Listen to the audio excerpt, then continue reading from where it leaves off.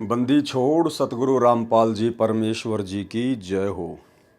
परमपिता परमात्मा सारी सृष्टि के रचनहार कुल मालिक असंख्य ब्रह्मांडों के स्वामी जगत गुरु तीनों लोकों में प्रवेश करके सबका भरण पोषण करने वाले राजाधिराज आत्माधार नाथों के नाथ देवों के देव महादेव सर्वेश्वर महेश्वर मृत्युंजय अजरो अमर आदि अनादि सनातनी प्रभु जगत पिता जगदीश्वर श्री श्री 1008 की उपाधि के वास्तविक अधिकारी अकाल मूर्त सौद स्वरूपी राम वासुदेव सर्वगतम ब्रह्म परम पूज्य प्रथम पूज्य परम संत परम पुरुष परम धनी परम दयालु सत्य कबीर हक्का कबीर अल्लाह कबीर अल्लाह अकबर बाखबर अल्लाह ताला जगत के तारणहार जगत के मुक्तिदाता जगत के जगन्नाथ हारे के सहारे हिंदुओं के राम मुसलमानों के अल्लाह सिखों के वाहिगुरु ईसाइयों के मसीह दया के सागर दयानिधि करुणा के सागर करुणानिधि स्वयंभू परिभू संकट मोचन कष्ट हरण मंगल कारण दुख भंजन अविगत कबीर निर्विकार निर्विषम परमात्मा अलय अलेख सतगुरु आदि अनादि सतगुरु असली मर्यादा पुरुषोत्तम असली राम असली कृष्ण असली घनश्याम असली मुरारी राजाओं के राजा महाराजाओं के महाराजा शहंशाहों के शहंशाह सम्राटों के सम्राट भगवानों के भगवान अल्लाहों के अल्लाह प्रभुओं के प्रभु मसीहाओं के मसीह सच्चे वाहिगुरु बाबाओं के बाबा पीरों के पीर सेठों के सेठ जगत सेठ सावड़ सा सेठ सर्वगुण संपन्न अनंत कोटि कलाओं के स्वामी अनंत कोटि ब्रह्मांडों के नायक योगियों में महायोगी ध्यानियों में महाध्यानी सिद्धों में परम सिद्ध ज्ञानियों में तत्वज्ञानी ब्रह्म ज्ञानी महाज्ञानी परम ज्ञानी सर्वश्रेष्ठ ज्ञानी विज्ञानी युवा कबीर समरथ कबीर असमवात अमित ओजा सच्चे रहनुमा करीम अल्लाह सुबहान अल्लाह दुनिया के अंतिम पैगंबर 8 सितंबर 1951 से गांव धनाना जिला सोनीपत हरियाणा भारतवर्ष की पावन भूमि पे प्रकट रियल कल्कि भगवान श्री नारायण साकार हरि श्री बाबा साहेब स्वयंभू संत शिरोमणि सतगुरु रामपाल जी परमेश्वर जी के चरण कमल में साध संगति से जुड़े हुए देश विदेश से हम सभी सत्सेवक भाई बहनों का अनंत कोटि दंडवत प्रणाम। सत्साई भाई और बहनों, दया परमपिता परमेश्वर सारी सृष्टि के सृजनहार सतगुरु रामपाल जी परमेश्वर जी की, जिनके विशेष आशीर्वाद से शुभ आशीर्वाद से आप और हम सभी साध संगति से जुड़ी हुई आत्मा निरंतर गुरुदेव भगवान के तत्व ज्ञान को आधार बनाकर उन्हीं के आशीर्वाद से अपने आत्म कल्याण हेतु भक्ति मार्ग पर आगे बढ़ रहे हैं। भाई और बहनों, इस कलयुग की बिचली पीढ़ी में सतगुरु रामपाल जी भगवान की वीआईपी रजा के बिना साध संगतियाँ नसीब नहीं होती हैं। साध संगतियों के लिए हमें वर्तमान में गुरुदेव का भरपूर आशीर्वाद चाहिए और पिछले जन्म जन्मांतरों के ज़बरदस्त भक्ति संस्कार चाहिए, पुण्य कर्म चाहिए। तब कहीं जाकर परमेश्वर आत्माओं को साध संगति से जोड़ते हैं, क्योंकि साध संगति ही कलयुग की बिचली पीढ़ी में सतगुरु रामपाल जी परमेश्वर जी के भक्ति मार्ग का ट्रेनिंग सेंटर होता है। साध संगति से जुड़कर ही हम गुरु को भगवान मान सकते हैं। कहने को तो सभी भगत अपने गुरु को भगवान ही कहते हैं, कबीर कबीर कहते हैं, लेकिन जुबान से कहने में और हृदय से मानने में ज़मीन आसमान का अंतर होता है। तो जिस प्रकार से साध संगति से जुड़कर सत्सेवक भाई बहनों ने आज ज्ञान को आधार बनाकर अपनी अंतरात्मा से अपने हृदय से अपने पूज्य गुरुदेव सतगुरु रामपाल जी परमेश्वर जी को कबीर परमात्मा के रूप में स्वीकार कर लिया है, उस आधार से उस हिसाब से 90% संगत जो सतलोक आश्रमों से जुड़ी हुई है, वो अभी तक अपने गुरुदेव को कबीर परमात्मा के रूप में स्वीकार नहीं कर पाई है। और यही कारण है कि वे तमाम आत्माएं, जिनमें गुरुदेव का कलयुगी परिवार, उनके बेटा बेटी भाई बंधु रिश्तेदार कोऑर्डिनेटर सभी लोग शामिल हैं, और उन सब के पीछे लगी हुई 90% संगत अभी तक गुरुदेव का आशीर्वाद उनको पूर्णतया प्राप्त नहीं हुआ है, जिस आशीर्वाद से उनका ज्ञान योग खुल सके और उन्हें अपने गुरुदेव भगवान में कबीर भगवान दिखाई दे।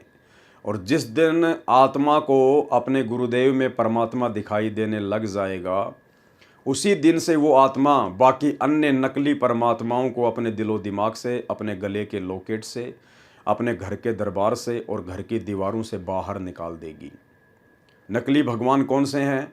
कबीर जी की समझे जाने वाली कागज़ की दाढ़ी मूछ वाली फ़ोटो, गरीबदास जी की काल्पनिक फ़ोटो, दादा गुरु जी की फ़ोटो, पंडित चिदानंद जी की फ़ोटो, ये सभी काल्पनिक फ़ोटोएँ हैं, नकली फ़ोटोएँ हैं।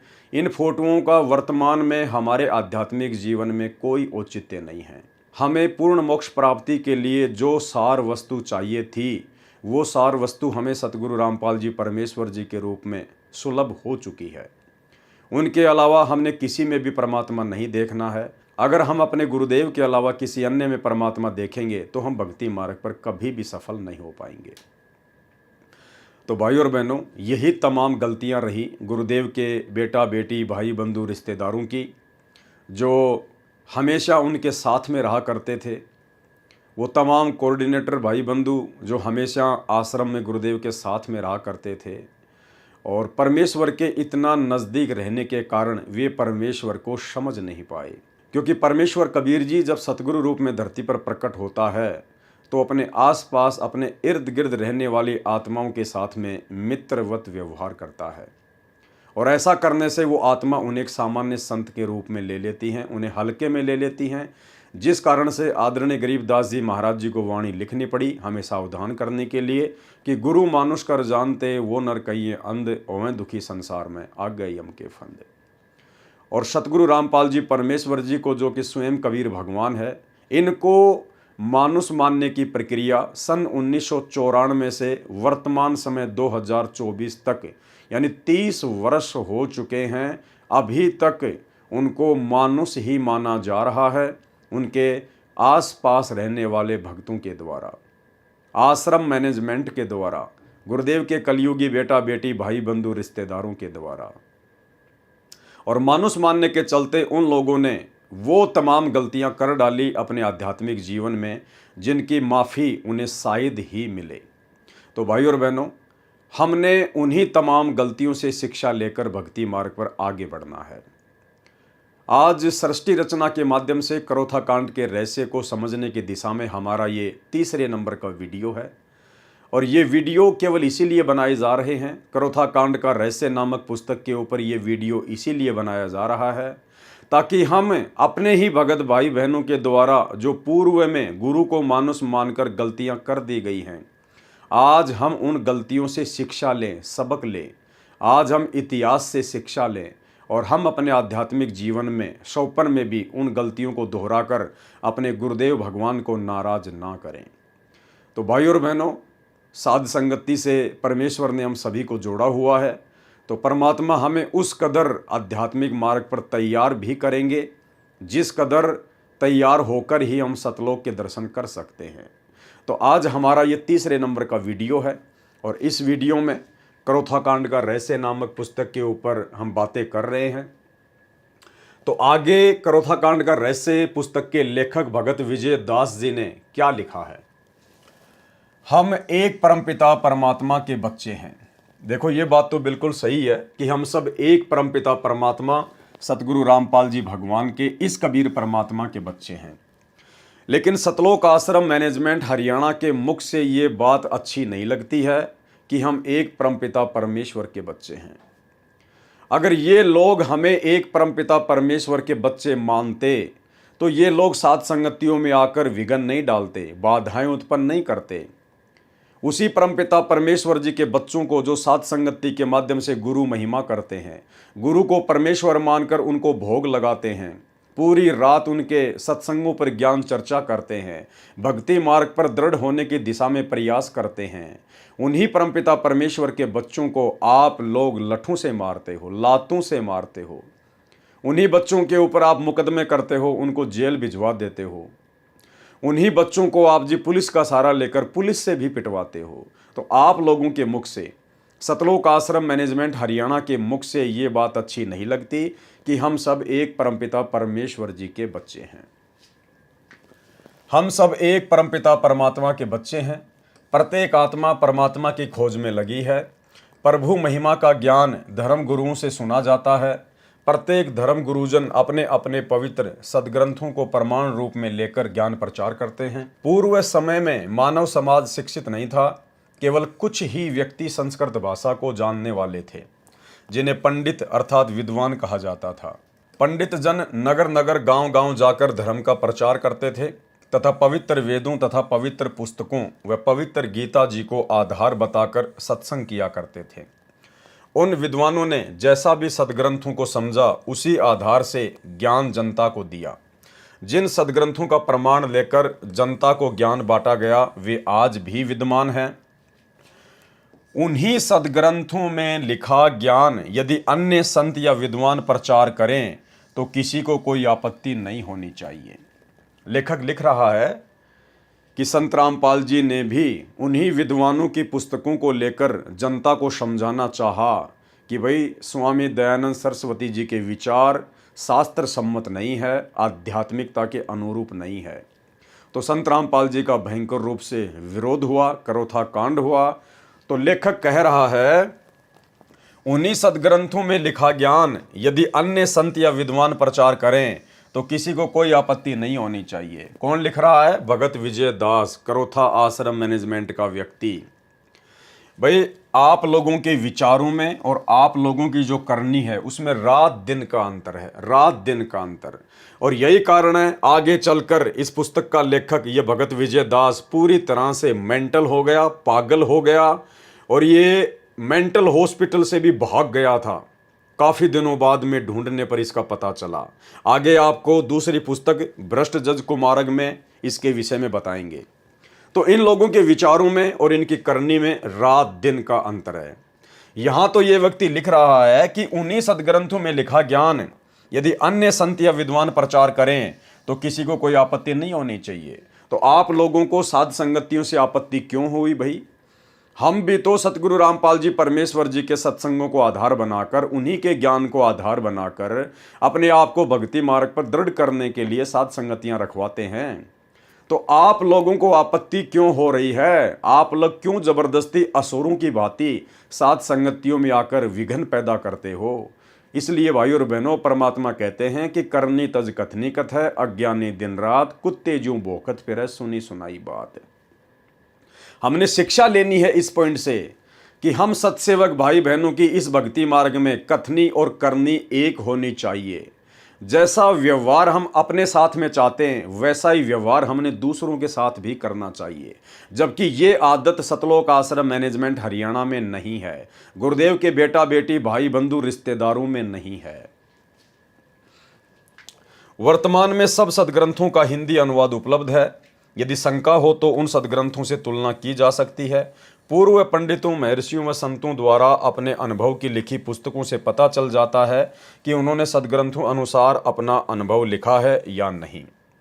वर्तमान में कोई संत विद्वान सदग्रंथों को बताकर ज्ञान प्रचार करता है तथा उसका ज्ञान पूर्व वाले महर्षियों व पंडितों तथा संतों के विचारों से भिन्न है तो सत्य या असत्य का निर्णय सदग्रंथ से ही करना चाहिए। भाई यही तो हम कर रहे थे। हम सत्सेवक भाई बहन साध संगतियों के माध्यम से यही तो कर रहे थे। तो लेखक भगत विजय दास क्या लिख रहा है? पूर्व पंडितों, महर्षियों व संतों द्वारा अपने अनुभव की लिखी पुस्तकों से पता चल जाता है कि उन्होंने सदग्रंथों अनुसार अपना अनुभव लिखा है या नहीं। वर्तमान में कोई संत विद्वान सदग्रंथों को बताकर ज्ञान प्रचार करता है तथा उसका ज्ञान पहले वाले महर्षियों व पंडितों तथा संतों के विचारों से भिन्न है तो सत्य या असत्य का निर्णय सदग्रंथों से ही करना चाहिए, न कि लड़ाई झगड़ा करके, ना कि लड़ाई झगड़ा करके। अरे तो हम सत्सेवकों ने यही तो किया था। हमने इस बेचारी नादान भोली भाली संगत को तुम सतलोक आश्रम मैनेजमेंट हरियाणा वालों के द्वारा सतगुरु रामपाल जी परमात्मा जी के सत्संगों के विरुद्ध जो घटिया कुकर्म किए गए हैं, हम केवल उन्हीं की तो जानकारी दे रहे थे कि भाई आज से पहले हमारे गुरुदेव भगवान तो हमें सत्संगों के माध्यम से क्या शिक्षा दे के गए हैं, क्या उपदेश देकर गए हैं। गुरुदेव ने तो हमें शिक्षा दी कि बेटा हमें राजनीति से दूर रहना चाहिए, भगत को अगर भक्ति करनी है तो राजनीति से दूर रहना चाहिए। और तुम लोगों ने सतलोक आश्रम मैनेजमेंट हरियाणा वालों ने उन्हीं सत्संगों के विरुद्ध भगत समाज से राजनीति करवा दी। 2019 में कांग्रेस को वोट डलवाए, समर्थन करवाया। 2024 में बीजेपी को वोट डलवाए, समर्थन करवाया। तो यही तो सारी बातें हम भगत समाज को बता रहे हैं, संगत को बता रहे हैं कि भाई आप स्वयं निर्णय करो कि सतलोक आश्रम मैनेजमेंट हरियाणा आपको भक्ति मार्ग में आगे बढ़ा रहा है या गुरुजी के सत्संगों के विरुद्ध कर्म करवाकर काल की गोद में बैठा रहा है। आप लोगों ने धनाना में स्टेडियम बना दिया 50 लाख रुपए का, जो परमात्मा के विधान के विपरीत है। आप लोग धनाना आश्रम में 3 एकड़ ज़मीन में हॉस्पिटल का काम शुरू कर दिए हैं, जो कि परमात्मा के विधान के खिलाफ है। आपने अपने आश्रम चलाने के लिए, धनाना गांव वालों को खुश करने के लिए गांव में एम्बुलेंस चला दी हैं फ्री में, बसें चला दी हैं फ्री में। आपने गांव वालों की रोडें ठीक करवाने के लिए भक्तों को मजदूर बना दिया। आपने हरियाणा के जाट आरक्षण में बिरानी आग में बेचारे भक्तों को बैठा दिया। भक्तों के ज्योति पाठ और दान का पैसा करोड़ों में आपने जाट आरक्षण वालों को चंदे के रूप में दिया। गैंगस्टरों की, गुंडों की सीबीआई जांच के समर्थन में आपने परमात्मा के सच्चे मुच्चे भक्तों को बैठा दिया। तो ये सारे कर्म सतगुरु रामपाल जी के सत्संगों के विरुद्ध हैं। और जब हमने ये देखा कि यहाँ तो काल का पूरी तरह से दाव लगा हुआ है, तो हमने साथ संगतियों के माध्यम से भाई बहनों को समझाना शुरू किया। हम तो शांति प्रिय तरीके से समझा रहे थे, वर्तमान में भी समझा रहे हैं और आगे भी समझाते रहेंगे। लेकिन आप लोगों ने कौन सा भगत का लक्षण दिखाया? आप लोगों ने तो केवल अपने स्वार्थ में अंधे होकर हमारे साथ में मारपीट की, गाली गलौज की, लड़ाई झगड़े किए, मुकदमेबाजियां की। तो भाई आप लिख क्या रहे हो और वर्तमान में स्वयं आप क्या कर रहे हो? तो आपकी तो करनी और कथने में अंतर है। तो दुनिया कहाँ से समझेगी आपकी बातों को? आपके शब्दों में वो सच्चाई नहीं है, आपके शब्दों में वचन नहीं है, क्योंकि आपका खुद का दोगला आचरण है। इसलिए दुनिया को जो आप उपदेश दे रहे हो ये पुस्तक लिख के, तो दुनिया आपकी बातों पर कैसे यकीन करेगी? आपके शब्दों का जो है असर ही नहीं होगा।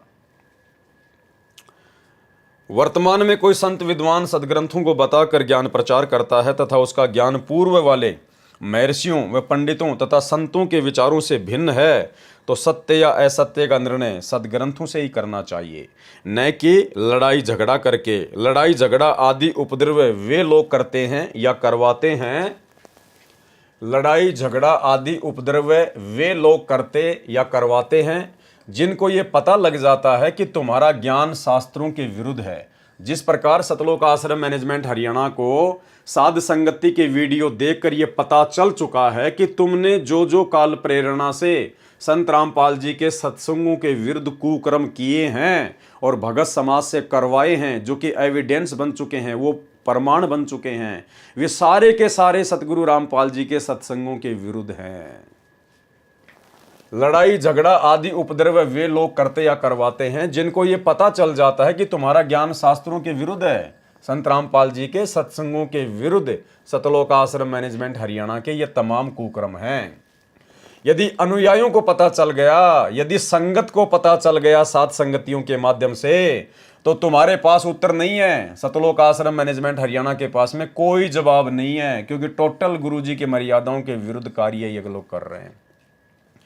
अनुयायी उनको छोड़कर पूर्ण संत के पास चले जाएंगे। सतलोक आश्रम मैनेजमेंट हरियाणा को यह डर बैठ गया, अगर सात संगतियां नहीं रुकवाई तो अनुयायी यानी संत रामपाल जी की संगत, उनके भगत सतलोक आश्रम मैनेजमेंट हरियाणा को छोड़कर पूर्ण संत के पास चले जाएंगे, अर्थात साध संगतियों में चले जाएंगे।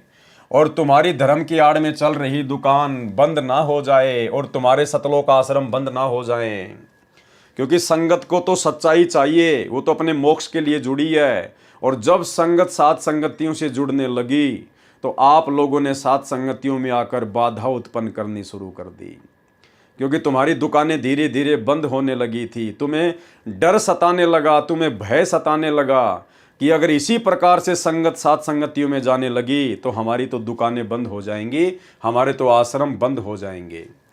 तुम्हारी धर्म की आड़ में चल रही दुकान बंद न हो जाए, वे लोग जनता को धर्म की आड़ में मरने व मारने को प्रेरित करते हैं।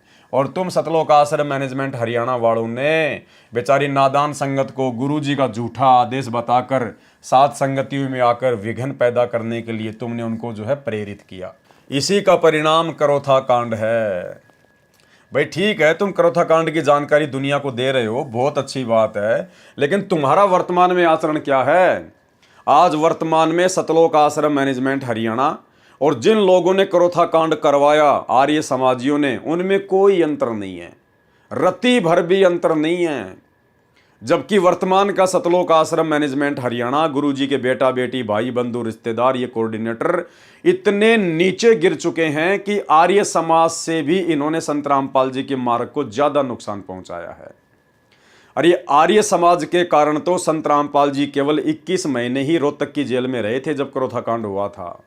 लेकिन बरवाला कांड में तो आर्य समाजियों का कोई रोल नहीं है, किसी का कोई रोल नहीं है। बरवाला कांड तो टोटल सतगुरु रामपाल जी परमात्मा के कलयुगी परिवार की मनमानियों का नतीजा है, मुख्य सेवादारों की मनमानियों का नतीजा है, स्टेट कोऑर्डिनेटरों की अज्ञानता और नासमझी का नतीजा है। अरे तुम लोगों की महागलतियों के कारण तो संत रामपाल जी 10 साल से जेल में बैठने को मजबूर हैं। आर्य समाजियों के कारण तो केवल 21 महीने जेल में रहे थे और तुम लोगों की मनमानियों के कारण आज 10 साल से जेल में बैठे हुए हैं। तो तुम लोग तो आर्य समाजियों से भी कहीं ज्यादा दोषी हो संत रामपाल जी की नजरों में। इसी का परिणाम करोथा कांड है। भाइयों और बहनों, करोथा कांड हो चुका है, उसका फैसला भी आ चुका है, सब कुछ हो चुका है। हमने इन चीज़ों से कोई लेना देना नहीं है। जो मोटी मोटी चीज़ें थी परमात्मा ने हमें सत्संगों में बता दी। हमारा मकसद ये वीडियो बनाने का कोई करोथा कांड की राम कहानी को पढ़ने का नहीं है। हमारा मकसद है करोथा कांड के माध्यम से शिक्षा लेने का कि किस प्रकार से सतगुरु के पास में रहने वाले भक्तों ने करोथा कांड करवाने के लिए उन विशेष परिस्थितियों को जन्म दिया, किस प्रकार से गुरुदेव के साथ में रहने वाले विशेष भक्तों ने, उनके परिवार के लोगों ने सतगुरु को मानुष मानकर काल प्रेरणा से गलतियां की। हमने वो गलतियां दोहराने से बचना है। हम इसलिए वीडियो बना रहे हैं। बाकी हमें करोथा कांड की राम कहानी से कोई मतलब नहीं है। जितना मतलब था उतना पूज्य गुरुदेव ने हमें सत्संगों में बता दिया, जिसको हम समझ चुके हैं। इतना रक्तपात तो शायद विश्व युद्ध में नहीं हुआ होगा जितना स्वार्थी संतों, ऋषियों, गुरुओं, आचार्यों, काजी व मुल्लाओं ने धर्म की आड़ में करा दिया। संत रामपाल जी महाराज जी ने उन्हीं पवित्र सदग्रंथों को आधार मानकर अन्य संतों, पंथों व समाजों व महर्षियों के ज्ञान की तुलना की। संत रामपाल जी महाराज जी ने सर्वप्रथम कबीर परमेश्वर काशी में जुलाई की भूमिका करने आए थे, उनके ज्ञान की पवित्र सदग्रंथों की तुलना की, सर्व सदग्रंथों के अनुसार सत्य पाया। अन्य पंथों व आर्य समाज प्रवर्तक महर्षि दयानंद सरस्वती जी के ज्ञान की तुलना भी सदग्रंथों से व संत कबीर जी की वाणी से तुलना की तो महर्षि दयानंद जी का ज्ञान पूर्ण रूप से सदग्रंथों, वेदों व गीता आदि व संत कबीर जी की वाणी के विरुद्ध पाया। आर्य समाज प्रवर्तक श्री दयानंद सरस्वती जी ने अपने अनुभव से एक पुस्तक की रचना की जिसका नाम है सत्यार्थ प्रकाश। संत रामपाल जी महाराज ने सत्यार्थ प्रकाश को पढ़ा जिसमें कोरा अज्ञान भरा है। ठीक इसी प्रकार हम सत्सेवक भाई बहनों ने बरवाला कांड के बाद में एक पुस्तक लिखी थी, बरवाला कांड की सच्चाई, कलयुगी भाई की साजिश बरवाला कांड। हमने सतलोक आश्रम मैनेजमेंट हरियाणा के कुकर्मों को देखा, उनके द्वारा जो घटिया कर्म गुरुजी के ज्ञान के विरुद्ध किया जा रहा था। जब हमने वो देखा तो हमने वो पुस्तक लिखी थी, कलयुगी भाई की साजिश बरवाला कांड, जिसमें सतलोक आश्रम मैनेजमेंट हरियाणा का कोरा अज्ञान भरा था। सत्यार्थ प्रकाश को पढ़ा जिसमें कोरा अज्ञान भरा, जिसकी जानकारी समाचार पत्रों में, विज्ञापनों द्वारा तथा वीडियो सीडीज व ऑडियो सीडीज व कैसेट द्वारा जनता तक पहुंचाया। हमने वो कलयुगी भाई की साजिश बरवाला कांड नामक पुस्तक छपवाई और सात संगतियों के माध्यम से हमने संगत तक उस पुस्तक को पहुंचाने का कार्य शुरू किया, जिसके चलते पूरा का पूरा सतलोक आश्रम मैनेजमेंट हरियाणा बौखला गया। और इन लोगों ने सन 2016 में जयपुर में आकर मुझ पवन दास को घर में घुसकर और 8-10 गुंडों ने डंडों से, बेसबॉल से, हॉकी से जानवर की तरह मारा। वास्तविकता से परिचित होकर शिक्षित व्यक्तियों ने आर्य समाज के वर्तमान प्रधान व अन्य पदाधिकारियों से प्रश्न किए। ठीक इसी प्रकार कलयुगी भाई की साजिश बरवाला कांड नामक पुस्तक को पढ़कर संगत में जो परमात्मा प्रेमी आत्मा थी, जिनको भगवान चाहिए था, मोक्ष चाहिए था, उन आत्माओं ने उस पुस्तक को पढ़ा और साथ में जो प्रमाण दिए गए थे उनको देखा तो उन्होंने अपने अपने कोऑर्डिनेटरों से, नामदान संचालकों से और सतलोक आश्रम मैनेजमेंट हरियाणा वालों से, गुरुजी के बेटा बेटियों से सवाल जवाब करने शुरू कर दिए। वास्तविकता से परिचित होकर शिक्षित व्यक्तियों ने आर्य समाज के वर्तमान प्रधान व अन्य पदाधिकारियों से प्रश्न किए कि आप किस निंद्रा में सो रहे हो। यह सत्यार्थ प्रकाश क्या आपने कभी नहीं पढ़ा जिसमें कोरी बकवाद भरी है।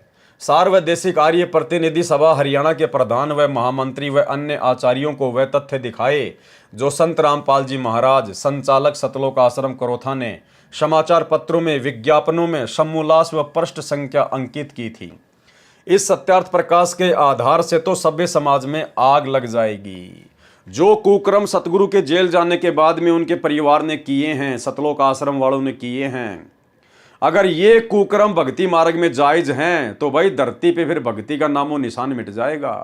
कोई भी सतगुरु रामपाल जी परमात्मा की भक्ति पे यकीन नहीं करेगा, क्योंकि जो कुक्रम संगत से करवाए गए हैं उनके नाम की आड़ में, अरे उन्हीं कुक्रमों को छोड़कर तो हम लोग भक्ति मार्ग में आए हैं। और भक्ति मार्ग में भी यदि हमारे से गुरु जी का नाम लेकर वही कुक्रम करवाए जाएंगे, गंदी राजनीतियाँ, दुनिया वालों के साथ में यारी दोस्ती करना सिखाना, गुंडों की सीबीआई जांच करवाना, आरक्षण के लिए धरनों पर बैठाना, बड़े बड़े स्टेडियम बना देना, हॉस्पिटल का काम शुरू कर देना, अरे यही सारे कुकर्म तो हम सब छोड़ के आए थे। और यही सारे घटिया कर्म हमसे यदि नाम लेने के बाद में करवाए जा रहे हैं हमारे गुरुदेव भगवान के नाम की आड़ में, उन्हीं के परिवार के द्वारा, तो भक्ति कौन करेगा, कौन जुड़ेगा उनके मार्ग से? केवल वही जुड़ेगा जो अंधा होगा, जिसको कुछ पता नहीं होगा। दुनिया आपस में लड़ मरेगी, महाभारत के युद्ध से भी अधिक जनहानि हो जाएगी। क्या उपरोक्त विवाह व नियोग के नियमों का पालन आर्य समाज के व्यक्ति कर सकते हैं? यानी सत्यार्थ प्रकाश में कुछ बहुत सारी बेहुदा बातें लिखी हुई थी, उनके ऊपर दास पहले वीडियो बना चुका है, जिसमें नियोग के विषय में यानी आर्य समाज से जुड़ी हुई एक औरत 11 गैर पुरुषों के साथ में शारीरिक संबंध बनाकर बच्चे पैदा कर सकती है विधवा होने के बाद, या उसका पति यदि विदेश चला जाए और 3 साल तक नहीं आता है तो वो समाज के गैर पुरुषों के साथ में नियोग करके अवैध शारीरिक संबंध बना के 11 पुरुषों तक वो बच्चे पैदा कर सकती है। ऐसी ऐसी घटिया बातें सत्यार्थ प्रकाश में लिखी हुई थी, जिनका खंडन सतगुरु रामपाल जी परमेश्वर जी ने समाचार पत्रों में लेख छपवा कर किया, जिस कारण उनका विरोध हुआ। नहीं तो किस लिए बेहुदे ज्ञान युक्त पुस्तकों को बेचकर भोली जनता को ठगा जा रहा है? कहते हैं कि सत्यार्थ प्रकाश वेद ज्ञान आधार से रचा है। ठीक इसी प्रकार सतलोक आश्रम मैनेजमेंट हरियाणा से जब कोई बात करता है कि भाई गुरुजी का तो आदेश है नहीं, गुरुजी ने तो किसी सत्संग में कहा नहीं कि बच्चों तुम्हारे को राजनेताओं के पीछे दौड़ना है, तुम्हारे को राजनेताओं की रैलियों में जाना है, या तुमने इस प्रकार से पार्टी विशेष को देखकर वोट डालना है, गुरुजी का तो आदेश है नहीं। गुरुजी ने तो मना किया है कि भाई अगर भक्ति करनी है तो राजनीति से दूर रहना पड़ेगा, कोई राजा बनो ना बनो, उनके संस्कार उनके कर्म, हम क्यों उनके पीछे दौड़े। और गुरुदेव ने कहा कि कोई पार्टी विशेष देखकर आपने वोट नहीं डालना है, और किसी के कहने से भावुकता में भावुक होकर वोट नहीं डालना है। वोट देना है तो योग्य कैंडिडेट देखकर वोट दीजिए। अब योग्य उम्मीदवार तो वर्तमान में है ही नहीं भाई, कोई किसी को कह ही नहीं सकते हम। योग्य उम्मीदवार वर्तमान में राजनीति में कोई है नहीं जिसके ऊपर हम विश्वास कर सकें। तो गुरुदेव ने कहा कि अगर वोट देना है तो योग्य उम्मीदवार को देखकर दीजिए, अन्यथा उसके द्वारा किए गए कुकर्मों का उसी रेशियो में आपको भी पाप लगेगा। तो हम क्यों ऐसी आफत मोल लें? जब वर्तमान में राजनीति में कोई योग्य उम्मीदवार है नहीं तो उनको वोट डालकर फिर जीतने के बाद वो जितने भी दारू के ठेके खुलवाएगा, नशे की दुकानें खुलवाएगा, उल्टे कुकर्म करेगा, लोग मरवाएगा, तो हम क्यों पाप के भागी बने उसको जिताकर? तो सतगुरु रामपाल जी परमात्मा ने तो अपने सत्संग में बिल्कुल मना कर रखा स्पष्ट तौर पर। ये छोटा सा सत्संग 2 मिनट का सुन लीजिए एक बार, अगर समझ में आ जाए तो। कहते हैं जैतन राजपाट भी चाहिए हमारा धर ले ध्यान। वैसे तो हमने राजपाट की आवश्यकता नहीं, सबसे बड़ा हानि का सौदा है जो राजनीति में जाते हैं वो अपना जीवन नाश करते हैं। भक्त को राजनीति के आसपास भी नहीं जाना चाहिए। वोट देना हो नेक आदमी देखकर वोट देना, किसी ऐसे भाव में भावुक होकर किसी के कहने से और या कोई पार्टी विशेष देखकर आप अपना वोट देकर पाप के भागी मत बनना, क्योंकि आपके द्वारा दिया गया वोट से जो चुना हुआ व्यक्ति है, यदि वो गलतियां करता है तो उसका रेसो में पाप आपको भी लगेगा। तो ये ध्यान रखना है, अपने वोट का सदुपयोग करना है, करो कितना, क्योंकि राजा तो एक चुनना ही पड़ेगा व्यवस्था बनाए रखने के लिए, इतनी सी बात। लेकिन स्वयं उस व्यवस्था में सड़ना नहीं, आपने परमात्मा पाना है, यहाँ से मन हटाना है। और यहाँ के राजाओं की क्या स्थिति है, हम इतिहास पढ़ा करते हैं। मोहम्मद गौरी ने इतनी बार चढ़ाई करी, 16 बार चढ़ाई करी, फिर विजयी हुआ, विजयी होकर के कला तोड़ दिया, इतने तो मानस आदमी मरवा दिए, और 5-7 वर्ष से राज्य करा, फिर मृत्यु को प्राप्त हो गया, गधा बना अंडा। वही क्या था मोहम्मद गौरी। तो हम इन बकवादों को याद करके उन इतिहासों को अब दोहराएंगे। अब कोई राजा है, मंत्री है, मुख्यमंत्री है, 10-5 वर्ष मुख्यमंत्री रह भी गया तो के कला टूट गया, कल न कुत्ता बनकर सैर सपट्टे यही करता फिरेगा। तो हमने इस बीमारी को याद रखना है, या लगन नहीं देनी अपने, यो रोग से दीर्घ।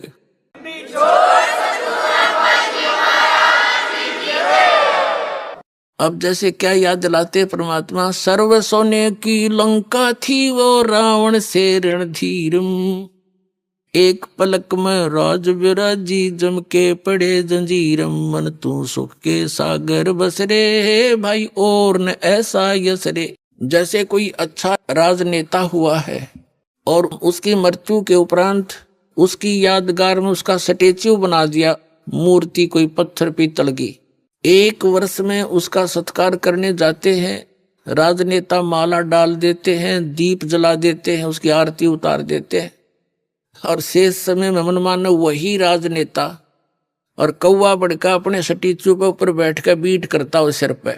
बता के जस हुआ, क्या यश हुई है? इस झूठे लोक में यदि आपने सफलता पानी है, यहाँ की मर्यादाओं की तरफ झांकना नहीं है, वही हमें हानि करती है। हम यहाँ के ठाठ बाट देखकर हम भी बह जाते हैं। तो परमात्मा कहते झूठे सुख को सुख कहे ये मान रहा मनमोद, ये सकल चबीना काल का कुछ मुख में कुछ गोद। तो ये सब काल का आहार है, काल व्यवस्था है। काल व्यवस्था से ऊपर उठेंगे तभी हम परमात्मा पाएंगे।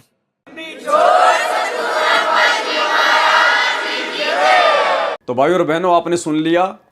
अब इसलिए हमने जनता को सावधान करना शुरू किया, संगत को समझाना शुरू किया कि गुरुजी तो राजनीति के विषय में हमें क्या उपदेश दे रहे हैं, और गुरुजी का परिवार और उसी गुरु के नाम की आड़ में कि गुरुजी का हिसार जेल से आदेश है। 2019 में उनके बेटा बेटी भाई बंधु रिश्तेदारों ने, कोऑर्डिनेटरों ने कांग्रेस सरकार का जबरदस्त तरीके से समर्थन करवाया, भगतों से कांग्रेस सरकार को वोट डलवाए, भगतों को कह कह के उनके रिश्तेदारों से भी वोट डलवाए, और यहां तक उन्होंने पीले पर्चे निकाल दिए आश्रम मैनेजमेंट वालों ने। अगर कोई वोट नहीं डालेगा तो उसको गुरुद्रोही घोषित कर दिया जाएगा। गुरुजी ने कहा कि कोई पार्टी विशेष देख के वोट मत देना। इन्होंने सरेआम उसी गुरु का नाम लेके बीजेपी सरकार के नाम पे पीले पर्चे निकाल के वोट डलवा दिए। तो भाई और बहनों, टोटल गुरुजी के विधान के विपरीत इन्होंने कुकर्म करवाए, जिनका हम सत्सेवकों ने पुस्तकें लिख लिख कर और वीडियो बना बना कर साध संगति के माध्यम से खंडन किया। और ये लोग कहते थे कि ये सारे आदेश गुरुजी के हैं, ये सारे आदेश गुरुजी के हैं, ये सारे आदेश गुरुजी के आ रहे हैं। अरे गुरुजी के आदेश कहां से आ जाएंगे भाई? गुरुदेव ने हमें जो आदेश देना था हमें अपने सत्संगों में दे दिए। जब तक गुरुजी हमारे सामने प्रत्यक्ष प्रकट नहीं होंगे तब तक हम उनके सत्संग रूपी आदेश ही फॉलो करेंगे। यही परीक्षा है और यही एक नेक भगत के लक्षण हैं। वो किसी अन्य की बात पे विश्वास नहीं करेगा। जब उसके गुरु ने उसको फाइनल भक्ति का विधान दे दिया, सत्संग दे दिए, क्योंकि गुरुदेव के सत्संग भक्ति का फाइनल विधान है, संविधान है। जब कल को गुरुदेव भगवान भी पृथ्वी पर नहीं रहेंगे तो भी उनके सत्संग रहेंगे। तो सत्संगों में जो गुरुदेव ने कह दिया वो अटल है, वो फाइनल है। जिस कारण से हमने इन लोगों की मनमानियों को संगत के सामने उजागर करना शुरू किया, तो सतलोक आश्रम मैनेजमेंट हरियाणा को लगा कि हमारा धार्मिक धंधा बंद हो जाएगा, संगत आश्रमों में आना छोड़कर साथ संगतियों से जुड़ जाएगी। तो इन लोगों ने फिर काल प्रेरणा से असुर स्वभाव धारण कर लिया, राक्षस स्वभाव धारण कर लिया और हमारे धार्मिक अनुष्ठानों में, साथ संगतियों में विघ्न डालना शुरू कर दिया। कहते हैं कि सत्यार्थ प्रकाश का ज्ञान वेद आधार से रचा है, परंतु पूरा विवरण वेद ज्ञान विरुद्ध है। इसी प्रकार सतलोक आश्रम मैनेजमेंट हरियाणा के सारे कर्म सतगुरु रामपाल जी के विधान के विपरीत हैं, सत्संगों के विपरीत है। प्रिय पाठकगण, आगे पढ़े इसी पुस्तक में आश्चर्यजनक त्रुटियां जो सत्यार्थ प्रकाश में विद्यमान है। ऐसी सच्चाई का आर्य समाज के मुखियाओं के पास उत्तर नहीं था। आज जब हम आश्रम वालों से सवाल जवाब करते हैं तो इनके पास में कोई जवाब नहीं होता, सिवाय इस बात के, कोई भी व्यक्ति अगर इनसे सवाल करता है ज्ञान आधार से, तो ये लोग झट से एक ही जवाब देते हैं कि लगता है तुम पवन दास के संपर्क में आ गए, लगता है तू गुरुद्रोहियों के संपर्क में है, क्योंकि जवाब इनके पास में नहीं है, आश्रम वालों के पास में जवाब नहीं है। इसलिए सीधा ये कह देते हैं कि लगता है तुम गुरुद्रोहियों के संपर्क में आ गए। नाच न जाने आंगन टेढ़ा, जिसको नाचना नहीं आता वो फिर यही बहाना बनाता है कि भई आंगन टेढ़ा मेढ़ा है, कहीं मेरे पैर में चोट ना लग जाए। ऐसी सच्चाई का आर्य समाज के मुखियाओं के पास उत्तर नहीं था। उन्होंने अपने अनुयायियों को संत रामपाल जी के विरुद्ध अन्य आरोप लगाकर भड़काया। ठीक इसी प्रकार सतलोक आश्रम मैनेजमेंट हरियाणा ने जब उनके पास में कोई जवाब नहीं था तो उन्होंने मुझ पवन दास के खिलाफ संगत को भड़काना शुरू कर दिया कि वो गुरुजी की जमानत के नाम पर, आश्रम खोलने के नाम पर भक्तों से पैसे हड़प रहा है, गुरुजी का आदेश है, अगर किसी ने उसका वीडियो देख लिया तो उसका नाम खंड हो जाएगा। पता नहीं तरह तरह के लांछन मुझ पवन दास के ऊपर लगाए गए, जिस प्रकार आर्य समाजियों के द्वारा पूज्य गुरुदेव जी के ऊपर लगाए गए।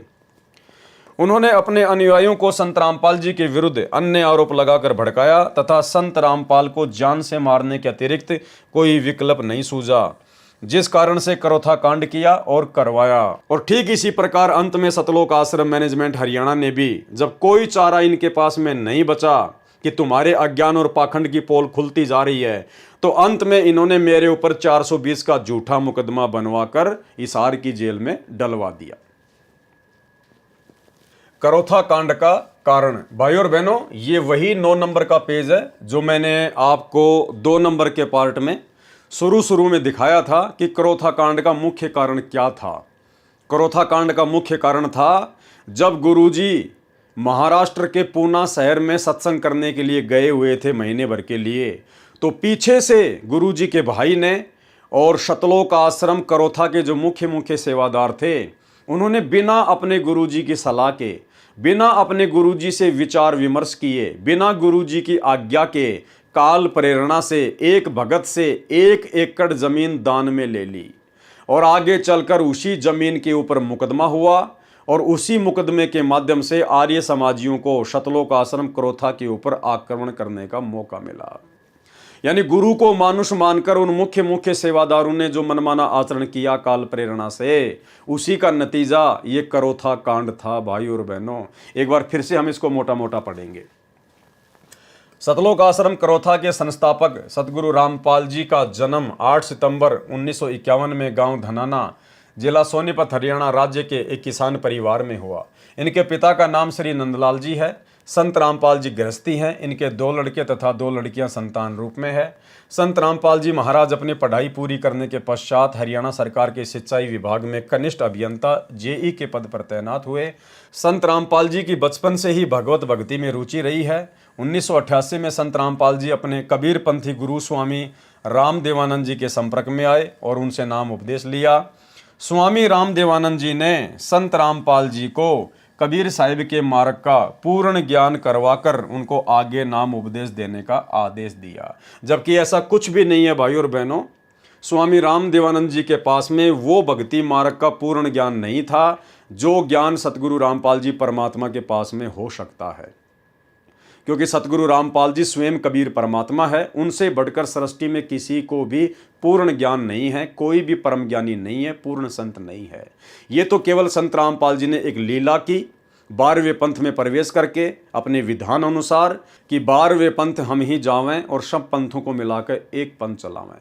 तो 17 फरवरी 1988 को सतगुरु रामपाल जी परमेश्वर जी ने ठीक उसी प्रकार लीला की जैसी लीला उन्होंने 650 साल पहले बनारस के काशी में पंडित रामानंद जी को अपना मुंह बोला गुरु बना के की। तो 17 फरवरी 1988 को सतगुरु रामपाल जी परमात्मा ने अर्थात उसी कबीर भगवान ने आदरणीय राम देवानंद जी को लोक दिखावे में और गुरु शिष्य परंपरा को बनाए रखने के लिए अपना मुंह बोला गुरु बनाया। असल में स्वामी राम देवानंद जी पूर्ण संत नहीं थे, उनको कबीर परमेश्वर जी के मार्ग का पूर्ण ज्ञान नहीं था। सतगुरु रामपाल जी स्वयं कबीर परमात्मा हैं। इनको 8 सितंबर 1951 में धरती पर प्रकट होकर फिर सन 1994 से अपने यथार्थ 13वें कबीर पंथ की शुरुआत करनी थी। उसके लिए इन्होंने 12वें पंथ में प्रवेश करना था और 12वें पंथ में इन्होंने लीला अनुसार अपने विधान अनुसार 17 फरवरी 1988 को आदरणीय राम देवानंद जी को अपना मुंह बोला गुरु बनाकर 12वें पंथ में इन्होंने प्रवेश किया और फिर आगे चलकर इन्होंने 13वें पंथ का सन 1994 में संचालन किया, शुरुआत की। स्वामी राम देवानंद जी ने संत रामपाल जी को कबीर साहिब के मार्ग का पूर्ण ज्ञान करवाकर उनको आगे नाम उपदेश देने का आदेश दिया। ये लेखक इस प्रकार की बातें क्यों लिख रहा है? क्योंकि लेखक संत रामपाल जी को कबीर नहीं मानता। सतलोक आश्रम मैनेजमेंट हरियाणा आज भी सतगुरु रामपाल जी को पूर्ण परमात्मा नहीं मानता, पूर्ण संत नहीं मानता है, केवल मानुष मानता है। और गुरु को मानुष मानने वाला व्यक्ति गलती करता ही करता है। इसीलिए गरीबदास जी ने कहा है कि गुरु मानुष कर जानते वो नर कहिए अंध, ओवें दुखी संसार में आगे यम के फंद। तो आज हमें ये सारी बातें ठीक ठीक समझ में आएंगी। उन भाई बहनों को जो साध संगतियों से जुड़ चुके हैं, जिनको अपने गुरुजी में परमात्मा नजर आता है, उन्हीं को ये बातें समझ में आएंगी कि असल में लीला क्या है। अपने आप को यानी संत रामपाल जी ने अपने आप को भक्ति में पूरी तरह लिप्त करने के लिए संत रामपाल जी ने सरकारी नौकरी से त्याग पत्र दे दिया। ऐसा नहीं है भाई और बहनों, दास ने आपको पहले भी बताया था। संत रामपाल जी ने जेई की नौकरी से त्याग पत्र स्वयं को भक्ति पर लिप्त करने के लिए नहीं दिया। अरे वे तो स्वयं परमात्मा है, पूर्ण संत हैं, परम ज्ञानी हैं, जगत गुरु हैं, तत्वदर्शी संत हैं। वो तो केवल भक्ति करने की एक्टिंग कर रहे हैं, लीला कर रहे हैं। असल में उन्होंने जेई की नौकरी से त्याग पत्र हम दो कोटि के जीवों को, हम आत्माओं को अपना ज्ञान देकर भक्ति में लिप्त करने के लिए त्याग पत्र दिया था, ना कि स्वयं भक्ति करने के लिए उन्होंने कोई त्याग पत्र दिया था। अपने आप को भक्ति में पूरी तरह लिप्त करने के लिए संत रामपाल जी ने सरकारी नौकरी से त्यागपत्र दे दिया। यदि संत रामपाल जी ने केवल भक्ति ही करनी थी, अपने आप को भक्ति में लिप्त करना था, तो फिर उनको गुरु नहीं बनना चाहिए था लेखक के अनुसार। क्योंकि उन्होंने तो नौकरी से त्यागपत्र इसलिए दिया था कि मैं भक्ति ज़्यादा से ज़्यादा कर सकूं, अपने आप को भक्ति में लिप्त कर सकूं। तो भाई जिस आदमी की ये सोच है कि मैं अपने आप को भक्ति में लिप्त कर सकूं, तो फिर गुरु बनकर वो अपना समय क्यों बर्बाद करेगा? वो दुनिया को उपदेश देकर अपना समय क्यों बर्बाद करेगा? वो तो स्वयं भक्ति करेगा ज़्यादा से ज़्यादा। तो यहाँ पर लेखक की सोच गुरु को मानुष मानने के कारण वैसी ही है। अपने आप को भक्ति में पूरी तरह लिप्त करने के लिए संत रामपाल जी ने सरकारी नौकरी से त्यागपत्र दे दिया, जो हरियाणा सरकार द्वारा स्वीकृत है, और घर को भी पूर्ण परमात्मा के प्रचार प्रसार के लिए छोड़ दिया। संत रामपाल जी ने अपने परिवार को सन 1995 में ही छोड़ दिया था, जिस परिवार के पीछे आज वर्तमान में लाखों की संगत अंधी होकर चल रही है और अपनी मर्यादा तोड़ रही है। स्वामी राम देवानंद जी महाराज गांव छुडानी में स्थित गरीबदास महाराज के आश्रम में आया करते थे। इसलिए संत रामपाल जी ने भी अपने गुरु के दर्शन करने जाने होते थे तथा वहां पर सत्संग करना प्रारंभ कर दिया। छुडानी में संत रामपाल जी के सत्संग के दौरान सत्संग सुनने के लिए काफ़ी संख्या में शिष्यों की भीड़ इकट्ठी होने लगी, जिससे छुडानी आश्रम के महंतों व संतों को ईर्ष्या होने लगी। क्रोथा कांड की जड़ क्या है भाई और बहनों, आपको मैंने कल के वीडियो में भी बताई थी, आपको फिर से बताना थोड़ा ज़रूरी है ताकि जो नए भगत भाई बहन जुड़ते हैं उनको भी जानकारी हो। तो संत रामपाल जी अपने गुरुजी के दर्शनों के लिए, अपने मुंह बोले गुरुदेव आदरणीय राम देवानंद जी के दर्शनों के लिए छुडानी आश्रम में जाया करते थे, और वहीं पर संत रामपाल जी अन्य लोगों को भी समझाया करते थे, ज्ञान उनको बताया करते थे। धीरे धीरे भीड़ ज़्यादा इकट्ठे होने लगी, क्योंकि संत रामपाल जी का ज्ञान वास्तविक ज्ञान था और संत रामपाल जी पूर्ण संत हैं, पूर्ण परमात्मा हैं, इसलिए उनके द्वारा जब ज्ञान सुनाया जाता था तो उनके वचन में शक्ति है जिससे आत्माएं प्रभावित होती हैं, आकर्षित होती हैं। तो श्रद्धालुओं की भीड़ बढ़ने लगी, जिसके चलते छुडानी आश्रम के महंतों को चिंता होने लगी और वे संत रामपाल जी से राग द्वेष ईर्ष्या करने लगे। संत रामपाल जी की लोकप्रियता से नाराज होकर छुडानी आश्रम के महंतों व संतों के आदेश से उनके लोगों ने संत रामपाल जी महाराज के सत्संगों में विघ्न डालना प्रारंभ कर दिया और कई बार तो सत्संग के दौरान पत्थर भी फेंके गए। संत रामपाल जी ने यह सोचकर कि कोई तनावपूर्ण स्थिति पैदा ना हो जाए, छुडानी में सत्संग करना बंद कर दिया और गांव-गांव और घर घर जाकर गरीबदास जी महाराज तथा परमेश्वर कबीर जी की अमृतवाणी का पाठ व सत्संग करना प्रारंभ कर दिया। नाम उपदेश, पाठ और सत्संग से लोगों को विभिन्न प्रकार के लाभ हुए। इस कारण हजारों की संख्या में लोग संत रामपाल जी के शिष्य बनने लगे। यानी छुडानी छोड़ने के बाद भी संत रामपाल जी ने अलग से कोई आश्रम खोलने की नहीं सोची। संत रामपाल जी ने अलग से आश्रम खोलकर सत्संग करने की कोई बात अपनी संगत में नहीं की, लेकिन मनमुखी भक्तों ने काल प्रेरणा से संत रामपाल जी को सलाह देना शुरू कर दिया कि गुरुजी एक आश्रम खोल लीजिए, गुरुजी आश्रम खोल लीजिए, गुरुजी आश्रम खोल लीजिए। अगर आश्रम खोलने की आवश्यकता होती तो क्या संत रामपाल जी कोई बालक हैं क्या? कोई सामान्य साधु संत महात्मा है क्या? क्या वे स्वयं नहीं खोल सकते थे? लेकिन परमात्मा अपना सिस्टम अपने हिसाब से चलाता है। परमात्मा अंतर्यामी है, उनको पता था कि यदि इस समय आश्रम खोल लिया गया तो क्या होगा क्या नहीं होगा, उनको सब कुछ दिखाई दे रहा था। लेकिन काल प्रेरित उनके भक्तों के द्वारा, मुख्य मुख्य सेवादारों के द्वारा बार बार संत रामपाल जी से प्रार्थना करना, उनके ज्ञान के विरुद्ध होकर, ज्ञान के विरुद्ध इसलिए क्योंकि परमात्मा का विधान कहता है कि गुरु के सन्मुख वचन न कहिए, सो शिष्य रहनी गहनी सुख लइए। अर्थात भक्ति मार्ग में अपने गुरुदेव भगवान को सलाह नहीं देनी चाहिए। गुरुदेव अंतर्यामी होते हैं, सर्वशक्तिमान होते हैं, उन्हें सब पता होता है कि मुझे कब क्या करना है और कब क्या नहीं करना है। लेकिन गुरुदेव के साथ में रहने वाले उन मुख्य मुख्य सेवादारों ने गुरुदेव को पूर्ण संत नहीं माना, गुरुदेव को पूर्ण परमात्मा कबीर साहिब नहीं माना और गुरुदेव को शिक्षा देने लग गए अर्जुन सर्जुन की तरह। गुरुदेव को सलाह देने लग गए प्रार्थना स्वरूप कि गुरुजी आश्रम खोलना चाहिए, आश्रम खोलना चाहिए। अरे अगर आश्रम की जरूरत होती तो क्या संत रामपाल जी आप लोगों को आदेश नहीं दे देते? क्या संत रामपाल जी आप लोगों को नहीं बताते अगर आश्रम की आवश्यकता होती तो? लेकिन संत रामपाल जी अपने हिसाब से अपना कार्य करना चाहते थे, लेकिन बीच में काल प्रेरित जीवों ने टांग अड़ाना शुरू कर दिया और भाई और बहनों उसी का नतीजा आगे चलकर ये करोथा कांड हुआ। देखिए सन 1999 में शिष्यों ने यानी भक्तों ने सतगुरु संत रामपाल जी से प्रार्थना की कि वह एक अपना अलग से आश्रम बनाए। जो मुख्य मुख्य सेवादार थे गुरुदेव के साथ में, उनका भाई ये बसंत सैनी जैसे, ये पुरुषोत्तम सैनी जैसे, इन लोगों ने गुरुदेव को सलाह देनी शुरू कर दी कि गुरुजी एक अलग से आश्रम बनाया जाए, एक अलग से आश्रम खोला जाए। सन 1999 में शिष्यों ने सतगुरु संत रामपाल जी से प्रार्थना की कि वह एक अपना अलग से आश्रम बनाए ताकि भक्तों को दर्शन और भक्ति के लिए एक सार्वजनिक स्थल उपलब्ध हो सके। भाई भक्तों को दर्शन क्या पहले नहीं मिल रहा था? अरे भैया, परमात्मा ने छुडानी में आश्रम करना बंद कर दिया और उसके बाद परमात्मा गांव-गांव जाकर, नगर-नगर जाकर अपना सत्संग कर रहे थे। तुम लोग खुद ही तो लिख रहे हो। और गांव-गांव और घर-घर जाकर गरीबदास जी महाराज तथा परमेश्वर कबीर जी की अमृतवाणी का पाठ व सत्संग करना प्रारंभ कर दिया। तो क्या भक्तों को आशीर्वाद नहीं मिल रहा था? क्या भक्तों को गुरु जी के दर्शन नहीं हो रहे थे? लेकिन काल प्रेरणा से इन्होंने गुरुदेव को सलाह देना शुरू कर दिया आश्रम खोलने के लिए। और फिर क्या किया उन लोगों ने? शिष्यों ने गांव करोथा जिला रोहतक में एक जमीन के टुकड़े का प्रबंध किया और महाराज जी से अनुरोध किया कि आप वहां पर एक आश्रम बनाइए।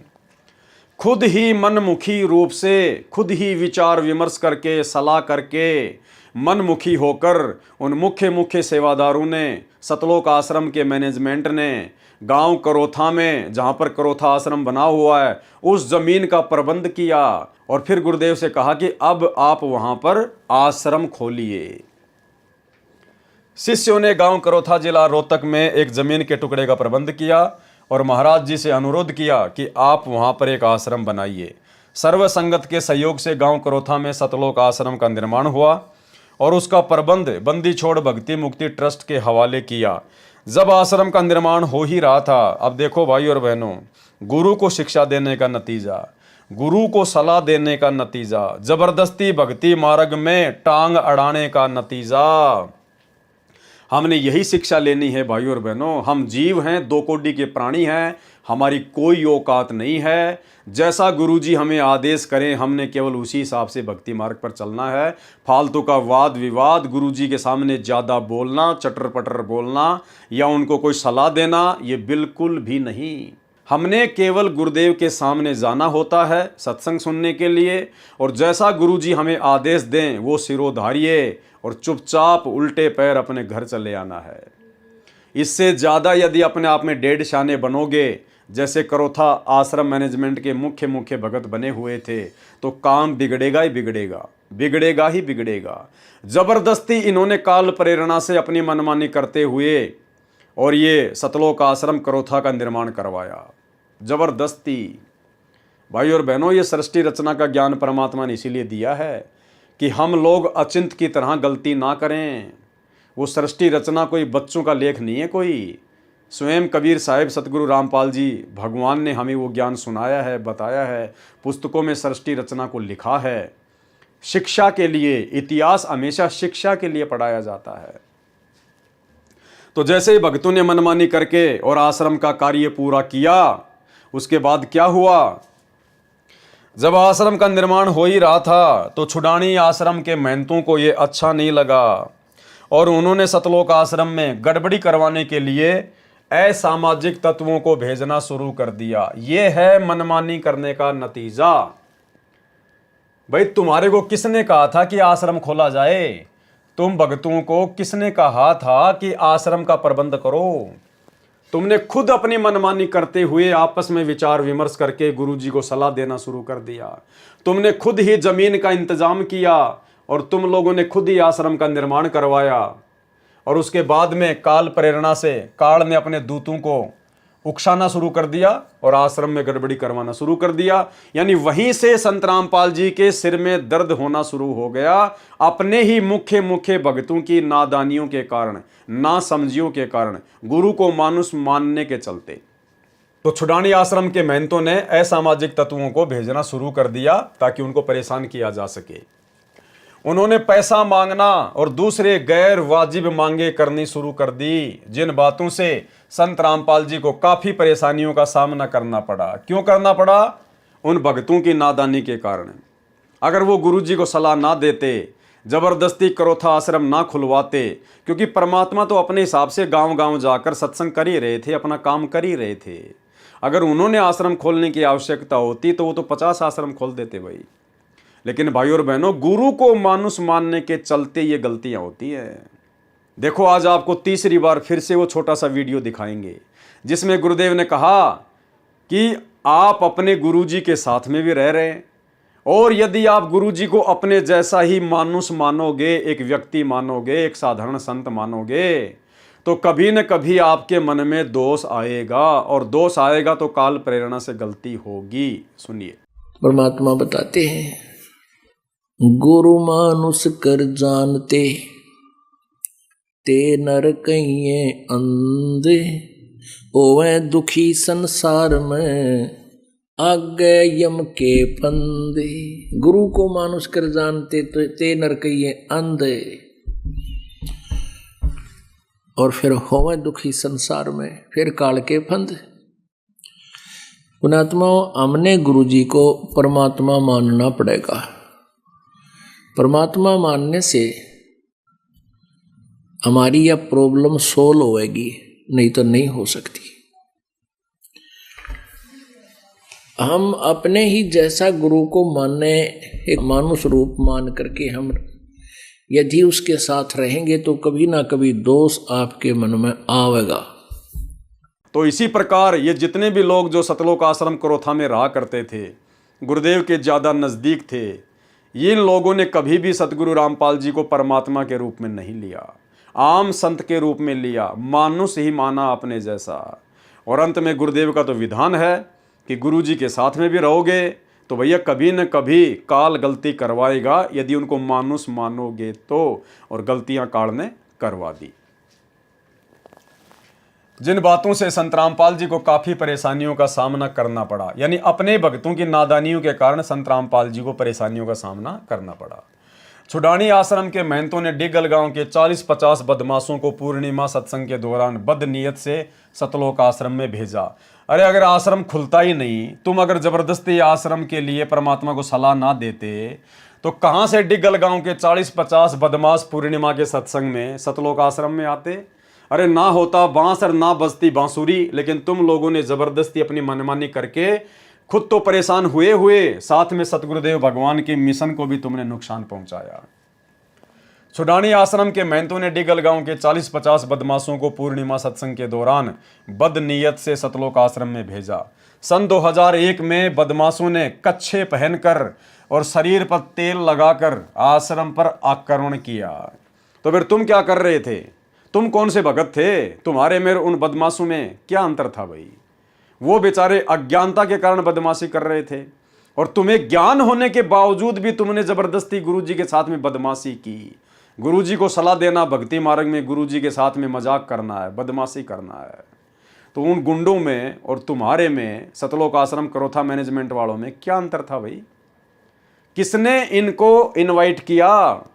तुम लोगों की महागलती ने। गुरुजी को सलाह देने के कारण आश्रम होता ही नहीं तो वो लोग कच्छे पहनकर और शरीर पर तेल लगाकर क्यों आते आश्रम में बदनीयत से? तो भाई और बहनों, हमने ध्यान रखना है। हम अपना इतना अनमोल समय जो इस पुस्तक के ऊपर वीडियो बनाने में जाया कर रहे हैं, हमने शिक्षा लेनी है, शिक्षा, वरना कोई फायदा नहीं होगा इस पुस्तक को पढ़ने का। अगर भक्ति मार्ग पर सफल होना है, इसी मनुष्य जन्म में सतलोक प्राप्ति करनी है, गुरु को खुश करना है, गुरु की नज़रों में पाक साफ रहना है, गुरु के चरणों में जगह बनानी है, तो भाई हमने अपने ही गुरु भाई बहनों की तरह, जो कि गुरु जी के साथ में रहा करते थे, मुख्य सेवादार थे, हमने उनकी तरह गुरु को मानुष मानकर जरा सी भी गलती वर्तमान में नहीं कर देनी है। बदमाशों ने कच्छे पहनकर और शरीर पर तेल लगाकर आश्रम पर आक्रमण किया। सतलोक आश्रम के भक्तों ने 5-6 बदमाशों को पकड़ा और उनके खिलाफ थाना सदर रोहतक में केस दर्ज करवाया। पुलिस महकमे ने सुरक्षा का खतरा देखते हुए संत रामपाल जी और आश्रम की सुरक्षा के लिए 2 गनमैन तैनात किए। संत रामपाल जी ने उसके पश्चात कबीर साहिब के ज्ञान का प्रचार प्रसार जोर शोर के साथ करना प्रारंभ कर दिया और उनके द्वारा विभिन्न पाखंडी पंथों और तथा कथित सामाजिक संगठनों की कमियों का भंडाफोड़ हुआ। इससे तथा कथित संतों और महंतों के द्वारा दिए गए ज्ञान के खोखलापन का भी लोगों को ज्ञान हुआ तथा सतलोक आश्रम करोथा में पहुंचकर उपदेश ग्रहण करके शिष्य बनने लगे। कबीर परमेश्वर जी की वाणी तथा शास्त्रों में प्रमाणित तथ्यों से अन्य संतों के विचारों की तुलना संत रामपाल जी महाराज द्वारा की गई। उन तथा कथित संतों, महंतों व महर्षियों के विचार सदग्रंथों के विपरीत थे, जिन्हें प्रत्यक्ष देखकर शिक्षित भगत समाज उन नकली ज्ञान बताने वाले पंथों, संतों व महर्षियों के समूह से निकलकर संत रामपाल जी महाराज से उपदेश ग्रहण करने के लिए आने लगे। कुछ ही वर्षों में संत रामपाल जी महाराज के अनुयायियों में अद्वितीय वृद्धि हुई, जिसकी वजह से ये सभी तथा कथित संत, महंत, सामाजिक संगठन इत्यादि संत रामपाल जी की जान के दुश्मन बन गए।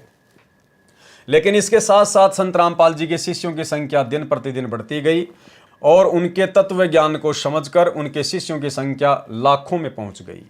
संत रामपाल जी ने सन 2003 में आस्था तथा साधना चैनलों के माध्यम से सत्य ज्ञान देना शुरू किया और पाखंडी संत महात्माओं द्वारा दिए गए ज्ञान का पर्दाफाश किया।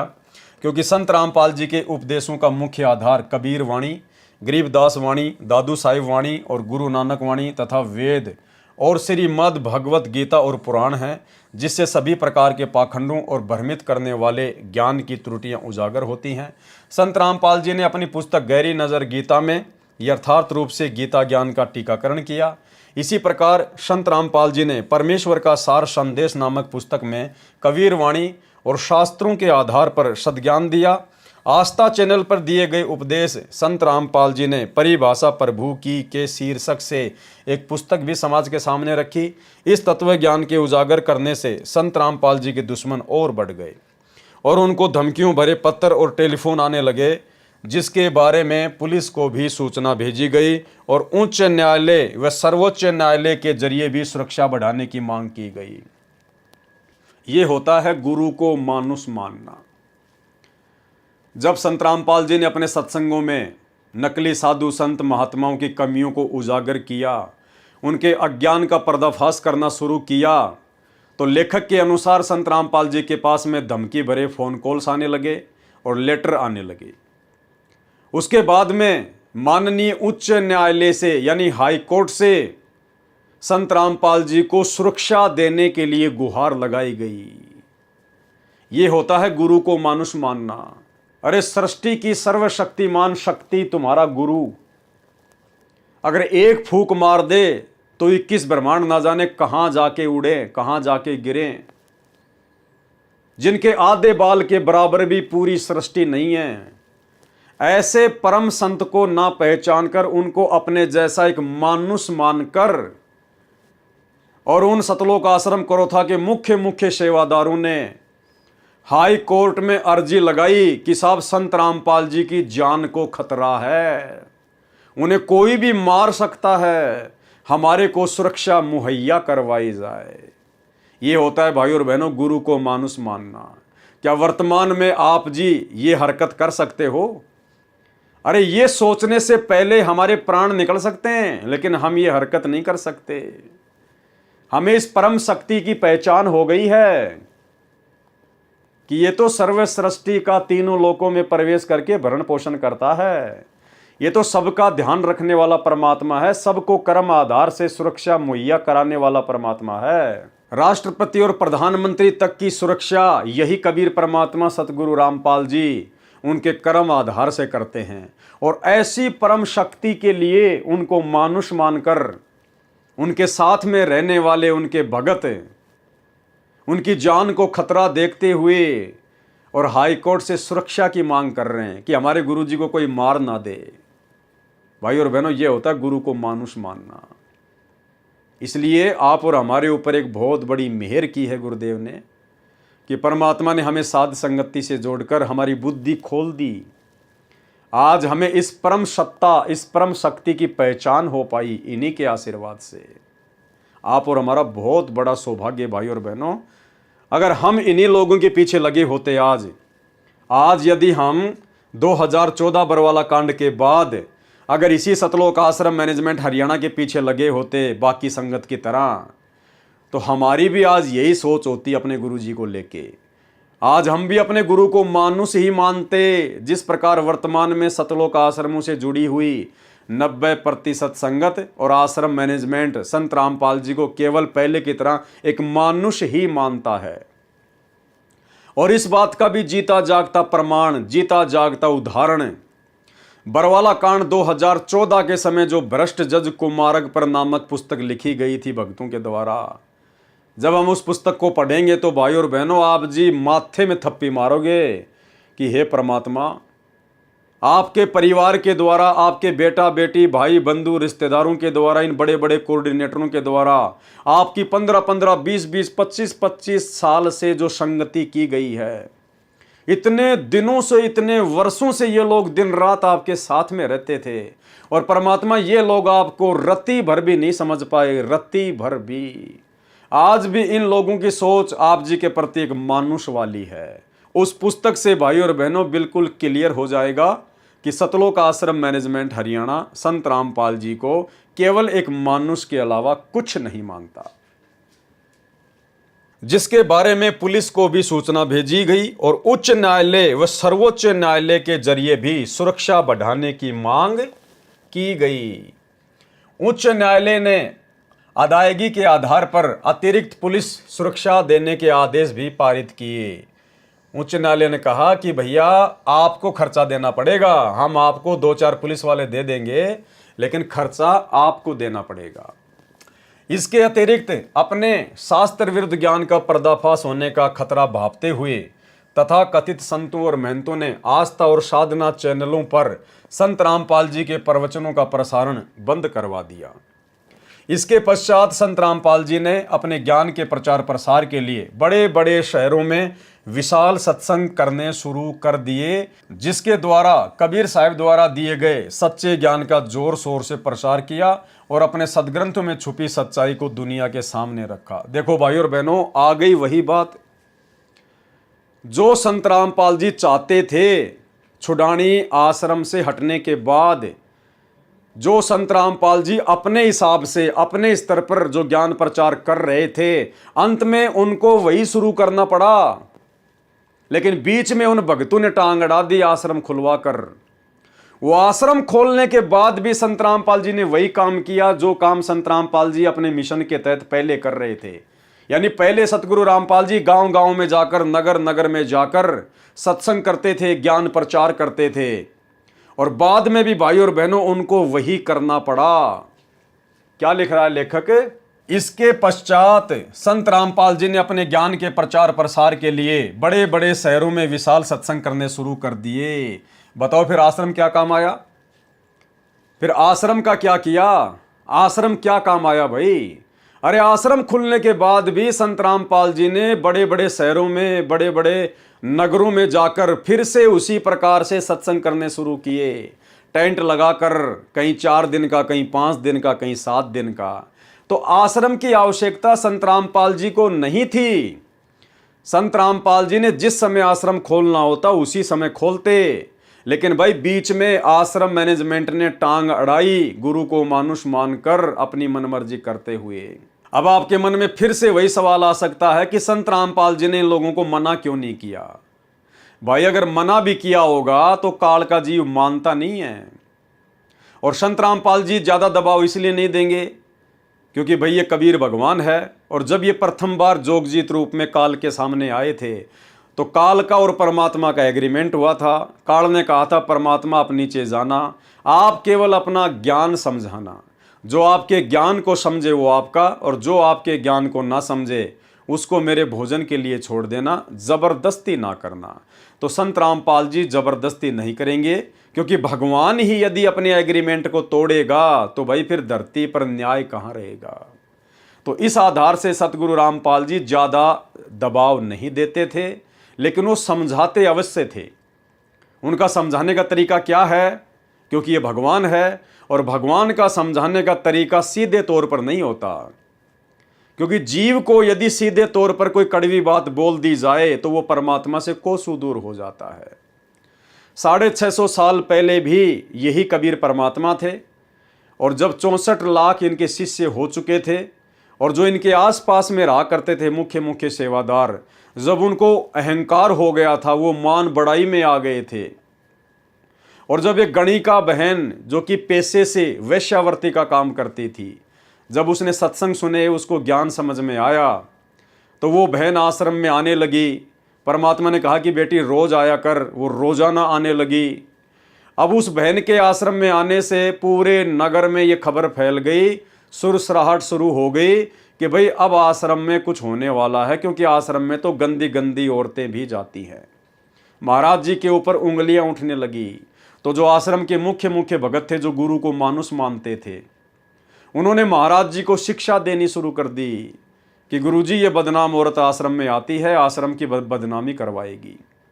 और उस गणिका बहन को भी परेशान करने लगे कि तू आश्रम में मत आया कर, उसको डराने लगे, धमकाने लगे कि तेरे आश्रम में आने से आश्रम की बदनामी होती है, गुरुजी की थू-थू हो रही है। फिर वो बहन एक दिन परमात्मा का सत्संग सुनते सुनते उनके सामने रोने लग गई। तो कबीर परमेश्वर ने कहा कि बेटी क्या बात है, क्यों रो रही है? काफ़ी देर बाद उसने बताया कि परमात्मा ऐसी ऐसी बात है, अब मुझे तो ऐसा ज्ञान हो गया कि मैं तो इसके बिना रह नहीं सकती, मुझे तो मेरे पाप कर्म दिखाई दे रहे हैं, और परमात्मा मेरी तो ज़्यादा से ज़्यादा सत्संगों में आने की इच्छा होती है ताकि मेरे पाप जल्दी से कटें। लेकिन आश्रम में कुछ भगत भाई हैं जो मुझे बहुत गंदा बोलते हैं, मेरे को आश्रम में आने से मना करते हैं, दबाव डालते हैं, डराते हैं, धमकाते हैं कि तू गुरुजी की बदनामी का कारण बनेगी। तो कबीर परमेश्वर ने कहा कि बेटी उनका नाम बता, लेकिन उस बहन ने नाम नहीं बताया। कहा जी मेरे को तो जो भी मिलता है सब ऐसे ही बोलते हैं। अब कबीर जी तो अंतर्यामी थे भाई, 650 साल पहले वाले उस दाढ़ी मूंछ वाले को यदि आप जी कबीर मानते हो, पूर्ण परमात्मा मानते हो उस फोटो को, तो वो तो अंतर्यामी थे। चलो आप लोगों की नज़रों में संत रामपाल जी तो अंतर्यामी नहीं है, ये तो कबीर जी नहीं है और ना आप इनको मानते, लेकिन जो 650 साल पहले आए थे जिस रूप में, दाढ़ी मूंछ वाले रूप में, वो तो अंतर्यामी थे। उनको तो पता था ना कि कौन कौन भगत है जो इनको दुखी करते हैं, परेशान करते हैं। लेकिन परमात्मा ने पता होने के बावजूद भी उनको अकेले में नहीं समझाया, उन सेवादारों को अलग से बुलाकर उनको नहीं समझाया, क्योंकि मालिक को पता था कि ये गुरु को मानुष मानते हैं, ये ज्ञान को आधार बनाकर भक्ति नहीं कर रहे। अगर मैंने जरा भी इनको सच्ची बात बोल दी, कड़वी बात बोल दी, तो ये नाराज हो जाएंगे और भक्ति छोड़ के चले जाएंगे। और परमात्मा चाहते हैं ये जीव किसी भी प्रकार से भक्ति पे लगा रहे, देर सवेर कभी तो समझ में आएगी। तो परमेश्वर ने पता होने के बावजूद भी उनको स्पष्ट रूप से ना कहकर और सत्संग के माध्यम से संकेत किया कि भाई कोडी हो चाहे संत बंदगी कीजिए, और हो वैश्या के विश्वास चरण चित दीजिए। अगर कोई कोडी व्यक्ति भी यदि सत्संग में आता है तो उसे नफरत नहीं करनी चाहिए। और यदि कोई वैश्या जो पहले वैश्या का काम करती थी, और अगर उसको ज्ञान समझ में आ जाए और यदि वो सत्संग में आने लग जाए, तो उससे नफरत नहीं करनी चाहिए, अपनी बहन की दृष्टि से देखना चाहिए। अगर वो सत्संग में ज़्यादा से ज़्यादा आएगी नहीं, ज्ञान को सुनेगी नहीं, तो उसके पाप कर्म कैसे कटेंगे, कैसे हल्के होंगे। लेकिन भाई और बहनों, गुरु को मानुष मानने वाला प्राणी गुरु के संकेतों को भला कैसे समझ सकता है। गुरु के संकेतों को समझना कोई सामान्य जीवों की बस की बात नहीं है। तो 650 साल पहले भी परमात्मा ने संकेत ही किया, काल के साथ किए गए अपने एग्रीमेंट के अनुसार।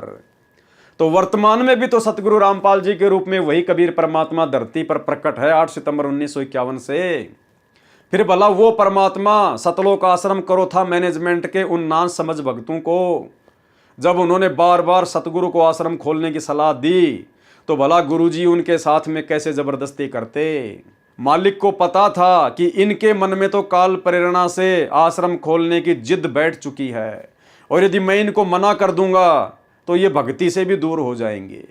तो परमात्मा ने विशेष तौर पर कोई ज़्यादा दबाव नहीं दिया, लेकिन परमात्मा ने सत्संगों में कहने में कोई कमी नहीं छोड़ी। सत्संगों में परमात्मा अक्सर जिक्र कर ही दिया करते थे। एक छोटा सा आपको उदाहरण देते हैं भाई और बहनों। हमने भक्ति और भगवान पुस्तक में पढ़ा कि 2 भगत जो गुरुद्रोही हुए थे, एक तो संजय उर्फ कृष्णदास और दूसरा समुद्र दास उर्फ लीलू दास। लीलू दास वो भगत जो एक शब्द गाया करता था, वो हाथ में तुम्बा लेके, एक तारा लेके, कि हम थारी भक्ति पे कुर्बान गुरुजी धनाना वाले। तो भक्ति मार्ग में तुम्बा बजाना अलाउ नहीं है। संत रामपाल जी के यथार्थ 13वें कबीर पंथ में भक्तों के द्वारा अपने गुरुजी के सामने खड़ा होकर ज्ञान देना, हाथ में तुम्बा लेके शब्द गाना, ये अलाउ नहीं है। लेकिन ये हरकत वो भगत उस समय क्यों करते थे? क्योंकि वो गुरु को मानुष मानते थे। जैसे दूसरे संतों के भगत उनको मानुष मानते हैं, इसी प्रकार वो भी गुरु को मानुष ही मानता था। लेकिन गुरुदेव ने उसको स्पष्ट रूप से नहीं कहा कि तू भाई ये तुम्बा रख दे, तू तुम्बा मत लेके आया कर, मेरे साथ चलना है तो तेरा एक तारा तेरे घर पे रख के आया कर, और भाई एक तारा मत बजाया कर। अगर गुरुदेव उसको इस प्रकार से कह देते तो वो कभी दोबारा मिलता ही नहीं संगत में, वो घर बैठ जाता, क्योंकि वो गुरु को मानुष मानते थे। ज्ञान को आधार कोई बना के भक्ति नहीं करता था। शुरुआत में केवल संत रामपाल जी ने अपने कोटे से सुख दिए, इसलिए लोग जुड़े हुए थे, ज्ञान को आधार बनाकर कोई नहीं जुड़ा हुआ था। लेकिन सत्संग में गुरुदेव ने उसी के सामने इशारा किया। आपको एक छोटा सा सत्संग सुनाते हैं जिसमें वही लीलू दास उर्फ समुद्र दास, वो एक तारा बजाने वाला भगत, गुरुजी के ऊपर चवर कर रहा है, पंखा कर रहा है, गुरुजी सत्संग कर रहे हैं, और उसी के सामने गुरुदेव कह रहे हैं कि भाई ये भक्तों के द्वारा ये एक तारा विकतारा लेके, तुम्बा तांबा लेके शब्द सुबद गाना, ये शब्द गाना केवल जो है वैसे नहीं होता, शब्द तो दूसरों को समझाने के लिए गाया जाता है। यानी गुरुदेव भगवान ने एक भगत के द्वारा तुम्बा बजाना बिल्कुल मना कर दिया, संकेत कर दिया, और वो जो तुम्बा बजाता था वही गुरुजी के ऊपर चवर कर रहा था, लेकिन उसके दिमाग में बात घुसी नहीं। सुनिए छोटा सा सत्संग। एक समय की बात, और सत्संग जो है एक दिन का बतेरा हो लागना होता है। जैसे आम भाषा में कहा करो ना भाई, गाम का ज्ञान का तो चमकाए साओ से, थोड़े में लाग जाया करो, अल्लाह तो भाई फिर नहीं लगता, चाहे सारी उम्र फिर तो चिकने गड़े हो जाएंगे। थोड़े दिन में शब्द सीख लेंगे और शब्दा के फिर सारे टूल ले जाएंगे, एक तारे लेकर नरगढ़ बांध लेंगे, उनसे कोई लाभ नहीं होता। और शब्दा के फिर सारे टूल ले जाएंगे, एक तारे लेकर नरगढ़ बांध लेंगे, उनसे कोई लाभ नहीं होता। और शब्दा के फिर सारे टूल ले जाएंगे, एक तारे लेकर नरगढ़ बांध लेंगे, उनसे कोई लाभ नहीं होता। क्योंकि जिन संतों ने पाया, महाराज कहते हैं कि साकट को तो भारी लागे संतान नाल खिलौना, वो जो परमात्मा के नाम पर नहीं लग रहे उनके लिए तो भारा बात से, और जो राम नाम पर लगे उनको तो यानी खिलौना से। जब चाहो परमात्मा ने प्रकट कर लो, जब चाहो उससे काम ले लो, जो चाहो सो आपके लिए बाल की इतनी खड़ा रहेगा। तो यहां बताया कि ये सौदा फिरना ही संतो, ये सौदा फिरना है, ना तो मनुष्य शरीर है और ना भाई ये मकान और कमरे कोठी रहे।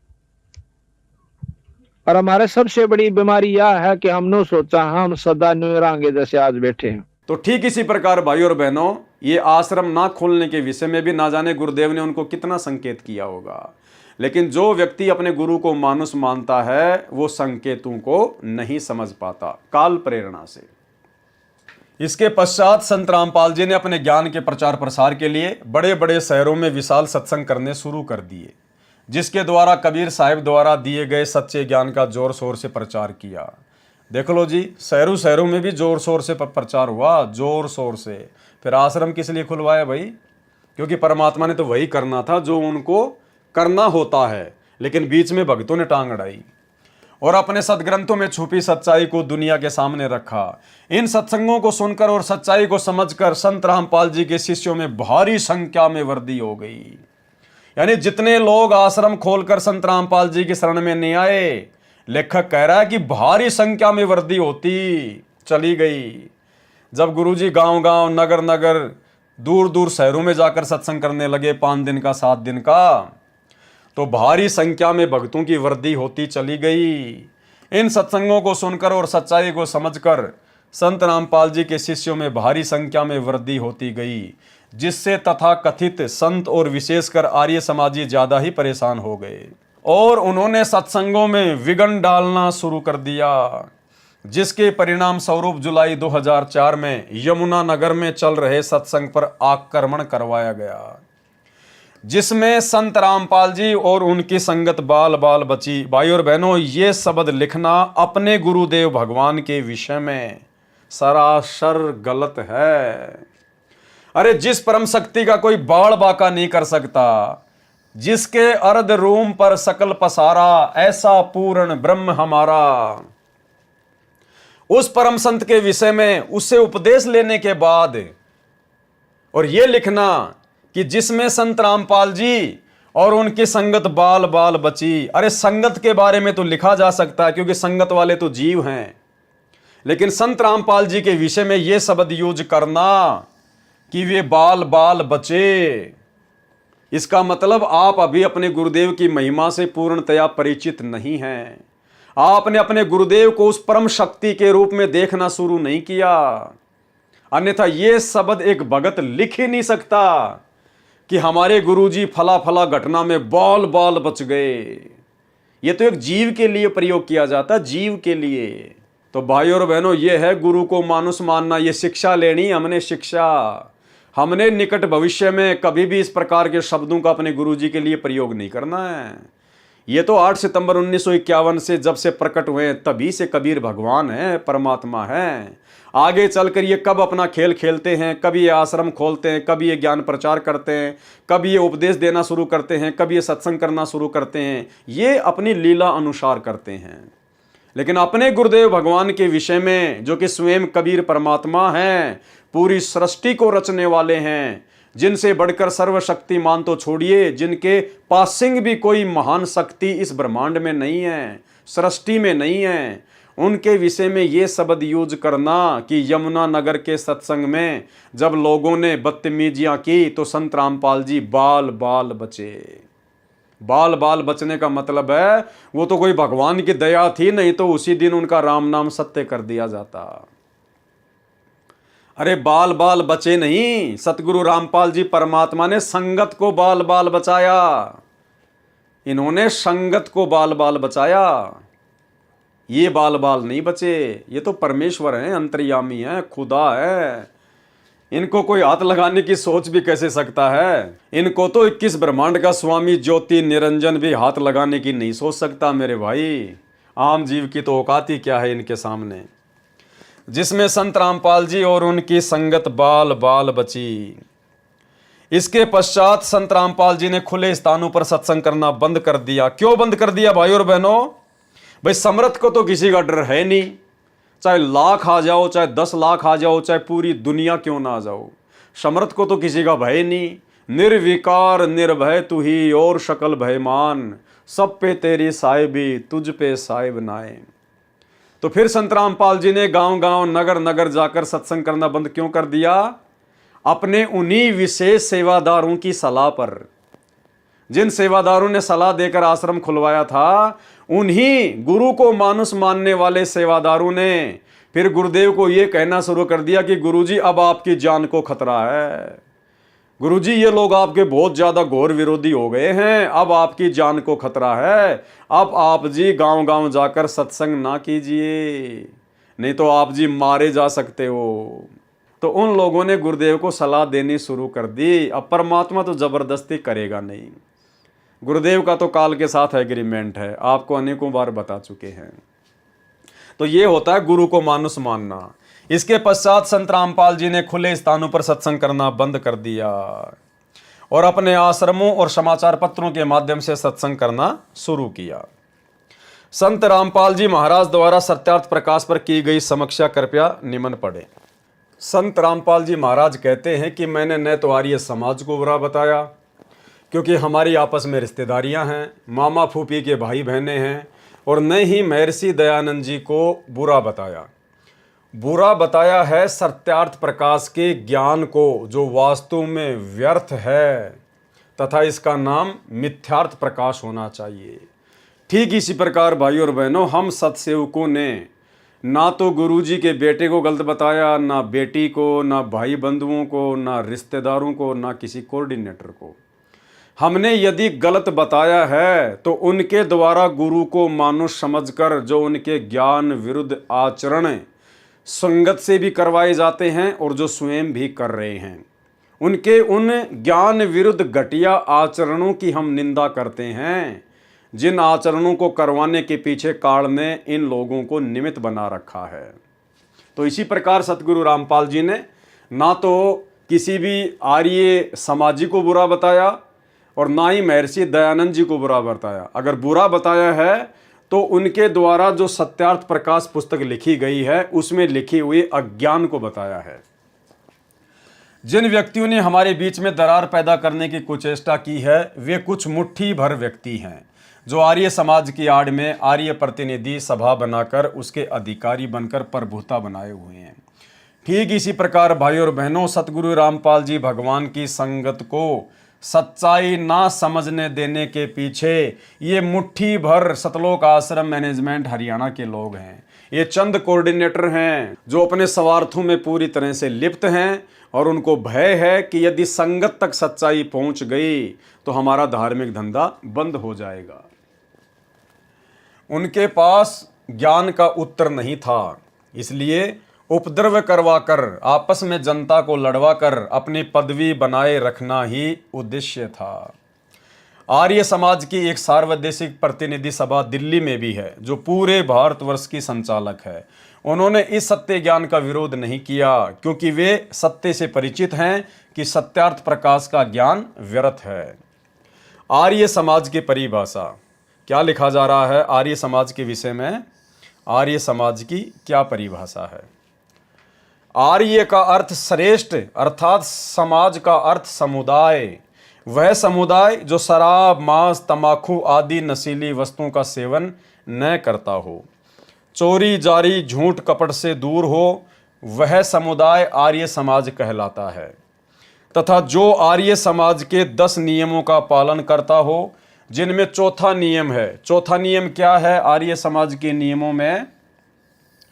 जिनमें चौथा नियम है, सत्य का ग्रहण करो, असत्य का परित्याग करो।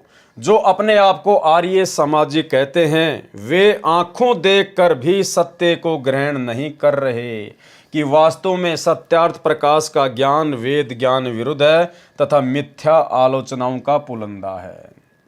ठीक इसी प्रकार भाइयों और बहनों, लेखक के द्वारा, भगत विजय दास के द्वारा आर्य समाज को तो उनके नियम याद दिलवाए जा रहे हैं कि तुम काहे के आर्य समाजी हो। तुम्हारे जो 10 नियम है, उन 10 नियमों में जो चौथा नियम है, तुम उस नियम की तो पालना करते ही नहीं कि सत्य को ग्रहण करो और असत्य का परित्याग करो। तो ठीक इसी प्रकार भाइयों और बहनों, सतलोक आश्रम मैनेजमेंट हरियाणा वालों को भी विचार करना चाहिए दुनिया को शिक्षा देने से पहले कि तुम काहे के आर्य समाजी हो। फिर आर्य समाजी का मतलब सर्वश्रेष्ठ समाजी, और संत रामपाल जी ने सच्चा आर्य समाजी केवल अपने भगत को बताया है। तो सतलोक आश्रम मैनेजमेंट हरियाणा फिर कहां से पक्का आर्य समाजी हो गया?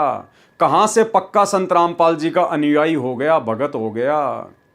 क्योंकि आप लोगों ने आर्य समाजियों को तो उनके 10 नियमों में से चौथा नियम याद दिला दिया कि ना तो तुम सत्य को स्वयं ग्रहण करते और ना तुमने असत्य का जो है परित्याग किया है। तो ठीक इसी प्रकार भाइयों और बहनों, हमने भी सतलोक आश्रम मैनेजमेंट हरियाणा को याद दिलाना चाहिए कि तुम कहां से सतगुरु रामपाल जी परमात्मा के सच्चे भगत हो गए भेरे। अरे तुम्हारे पंथ में जो 11 नियम चलते हैं, 11 नियम, 1 2 3 4 5 6 7 8 9 10 11, तुम्हारे नियम में जो 11 नियम चल रहे हैं, तो तुम कहां से छठे नियम की पालना कर रहे हो? तुम भी तो भाई इस 6 नंबर नियम की पालना नहीं कर रहे।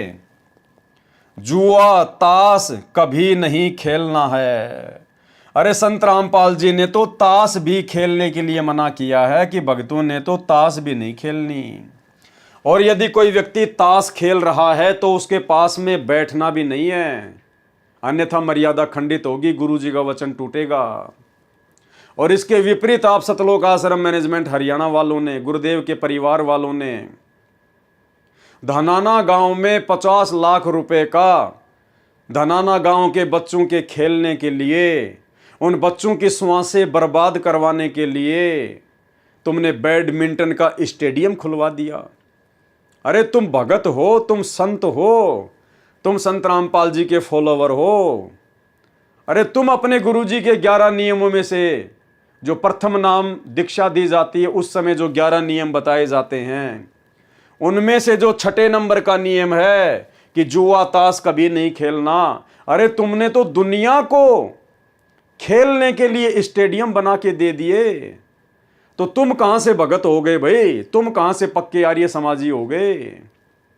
तो भाइयों और बहनों, इसीलिए परमात्मा कहते हैं, करनी तज कथनी कथ है, अज्ञानी दिन रात, और कुत्ते जो भौंकत फिरे, सुनी सुनाई बात।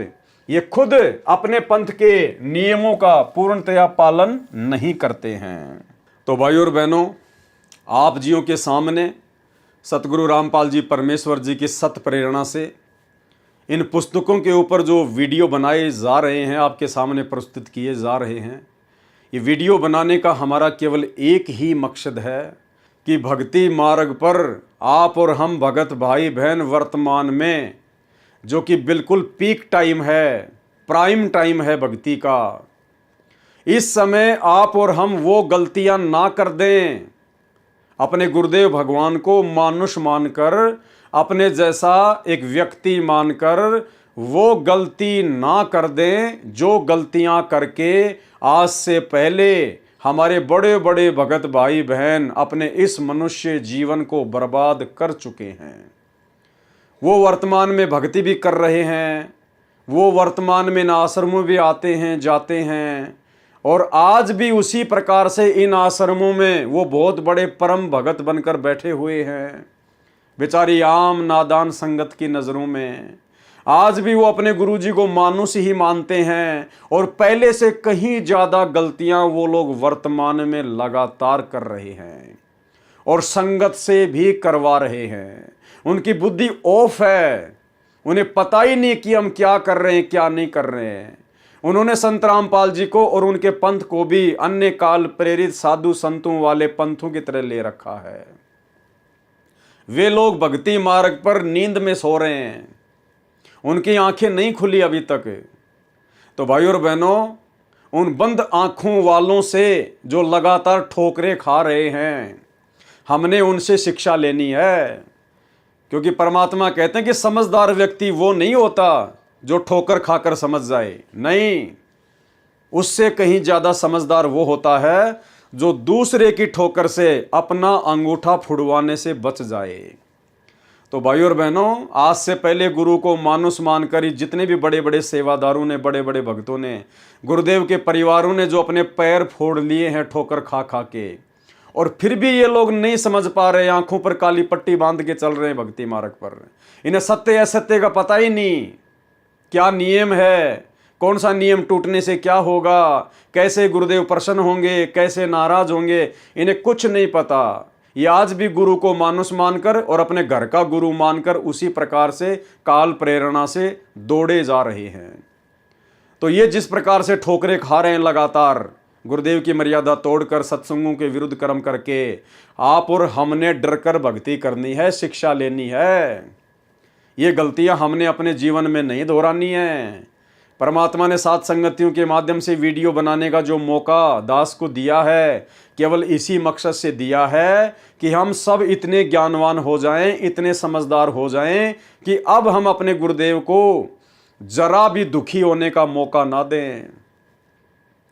हाल ही जो 56 नंबर की विशेष ऑडियो हिसार जेल से आई है, आपने अगर उस ऑडियो को ध्यान से सुना हो तो एक जगह परमात्मा पंडित रामानंद जी का जिक्र बनाकर, पंडित रामानंद जी को मोहरा बनाकर सतलोक आश्रम मैनेजमेंट हरियाणा के कुकर्मों पर रो रहे हैं। परमात्मा महादुखी हो रहे हैं और कह रहे, नालायकों, आज भी नहीं पहचान रहे। अरे मैं तुम्हारा भगवान हूं, मैं तुम्हें बता रहा हूं, मैं तुम्हें समझा रहा हूं। गुरुदेव स्पष्ट कह रहे हैं, पंडित रामानंद जी को माध्य बनाकर संकेत कर रहे हैं अपने परिवार के ऊपर, इन सतलोक आश्रम वालों के ऊपर संकेत कर रहे हैं कि मैं तुम्हारा भगवान हूं, तुम्हारे लिए भटक रहा हूं, और फिर भी तुम मुझे नहीं समझ रहे, चौधरी बने फिरते हो, तुम पंडित बने फिरते हो। क्योंकि सतगुरु रामपाल जी भगवान अंतर्यामी है, उनकी आंखों के सामने इनके सारे कुकर्म चलचित्र की तरह यूं के यूं हैं। परमात्मा को दिखाई दे रहा है इनका भविष्य कि आगे चलकर ये काल की गोद में बैठेंगे। परमात्मा को इनका भविष्य दिखाई दे रहा है कि आगे चलकर इनके साथ में क्या बनेगी, काल कैसे इनसे नंगा तांडव करवाएगा। इसलिए परमात्मा महादुखी होकर अपने आप को रोक नहीं पाए। रोते रोते परमात्मा कह रहे, मैं तुम्हारा भगवान हूं, मैं तुम्हारा परमात्मा हूं, तुम्हारे लिए भटक रहा हूं और तुम समझ नहीं रहे। पंडित रामानंद जी को मोहरा बनाकर अपने परिवार के कुकर्मों पर, सतलोक आश्रम मैनेजमेंट हरियाणा के कुकर्मों पर परमात्मा रो रहे हैं कि तुम अब भी नहीं पहचान रहे मुझे, अब भी नहीं पहचान रहे। सुनिए। और बच्चों, तुम उस प्रोसेस से गुजर के आ चुके हो, इसने खराब ना करियो, फिर ना बढ़ाइयो दाता की इस टेंशन को। तो कैसे खड़े हो बाप, सारी बालिक कैसे रो रहे हो आगे, सब कुछ बता रहा, और पाप आत्मा हम मानते नहीं, और ज्ञान भरा हमारे अंदर का पता नहीं, और विद्वान बन जाते हैं। मैं रोवत हूँ सृष्टि को, सृष्टि रोवत मोहे, गरीबदास इस वियोग को समझ सके ना को। मैं तुम्हें रो रहा हूँ, मैं थारा भगवान हूँ, मैं थारा पिता हूँ। पिछाड़ो मन खाऊंगा तेरी दुरुक्ति कर रखी तुम्हारी, आज चौधरी पका रहा, क्या पंडित बन गया, करना कुत्ता बन गया, छोड़ दिया। ओह, मैं तुम्हें रो रहा हूँ, मैं थारा भगवान हूँ, मैं थारा पिता हूँ। पिछाड़ो मन खाऊंगा तेरी दुरुक्ति कर रखी तुम्हारी, आज चौधरी पका रहा, क्या पंडित बन गया, करना कुत्ता बन गया, छोड़ दिया। ओह, मैं तुम्हें रो रहा हूँ, मैं थारा भगवान हूँ, मैं थारा पिता हूँ। पिछाड़ो मन खाऊंगा तेरी दुरुक्ति कर रखी तुम्हारी, आज चौधरी पका रहा, क्या पंडित बन गया, करना कुत्ता बन गया, छोड़ दिया। ओह, और देखो कैसे ढंग से निकाल रहा के, काल का विधान भी बना रहा है, मेरा वचन भी बना रहा है, मेरे बच्चे भी मेरी शरण में आ जाए तो निकालते हैं। मैं रोवत हूँ सृष्टि को, सृष्टि रोवत मोहे। तुम भगवान भगवान करते फिरते हो, मुझे रो रहे हो, सुखदाई भगवान का है, इस कसाई ने तुम भगवान मान लिया। और मैं तुम्हारे लिए रो रहा हूँ मेरे बच्चे, तेरी प्रगति हो रही आंखों में। गरीबदास किस वियोग को समझ न सकता को, चार युगन में हम ठहरे, मैं पल में छिप जाऊं। गरीबदास गुरु वेद से लखो हमारा ठाव। बच्चों आज इतना ही, शेष अमर कथा आगे सुनाएंगे, बोलना नहीं जाता। परमात्मा आपको सद्बुद्धि दे, अकल को लतारी। कित फंसे बैठे माचे आडो, 2 दिन का सांग है यो, पता नहीं कद फूक निकल जाएगी, कुत्ता बना के छोड़ देगा, सारे ठाट दरिया रह जाएंगे। उस समय निकालो, मालिक ने रजा बख्शी, कहाँ से बख्श रखी है तुम्हारे ऊपर, कैसी दया करिए, कोई बालक नहीं है वो, ताकि तुम्हें फिर से दर्द करे, तुम्हारा जीवन बचाए, तुम्हें मोक्ष मिले। सत्साई। तो भाई और बहनों, सतगुरु को दुखी करने का ये मौका आप और हम साथ संगति वाले भाई बहनों ने शौपन में भी नहीं देना है। कहते हैं जिन बातों से गुरु दुख पावे, उन बातों को दूर भगावे। दूर उखाड़ के फेंक दो उन बातों को जिन बातों से हमारे गुरुदेव जरा भी नाराज हों। क्योंकि जिस मंदबुद्धि व्यक्ति ने इस कबीर परमेश्वर को, जो सतगुरु रूप में धरती पे आए हुए हैं, अगर जरा भी दुखी कर दिया तो समझो उसका ये मनुष्य जीवन बर्बाद है, बर्बाद है। तो भाई और बहनों, हमने गलतियां करने से बचना है, इसीलिए परमात्मा ने सात संगतियां शुरू करवाई है कि वो पहले वाले भक्तों की गलतियां आपके सामने रखी जाएं और गुरुदेव को भी दुखी होने का मौका ना दें। तो आज ही हमारा पार्ट नंबर 3 था। पार्ट नंबर 4 के लिए कल रात्रि 9 बजे सभी भाई बहन लाइव जुड़िए। तब तक गुरुदेव भगवान हम सबको आशीर्वाद दें, इजाज़त दें। बंदी छोड़ सतगुरु रामपाल जी परमात्मा की जय हो।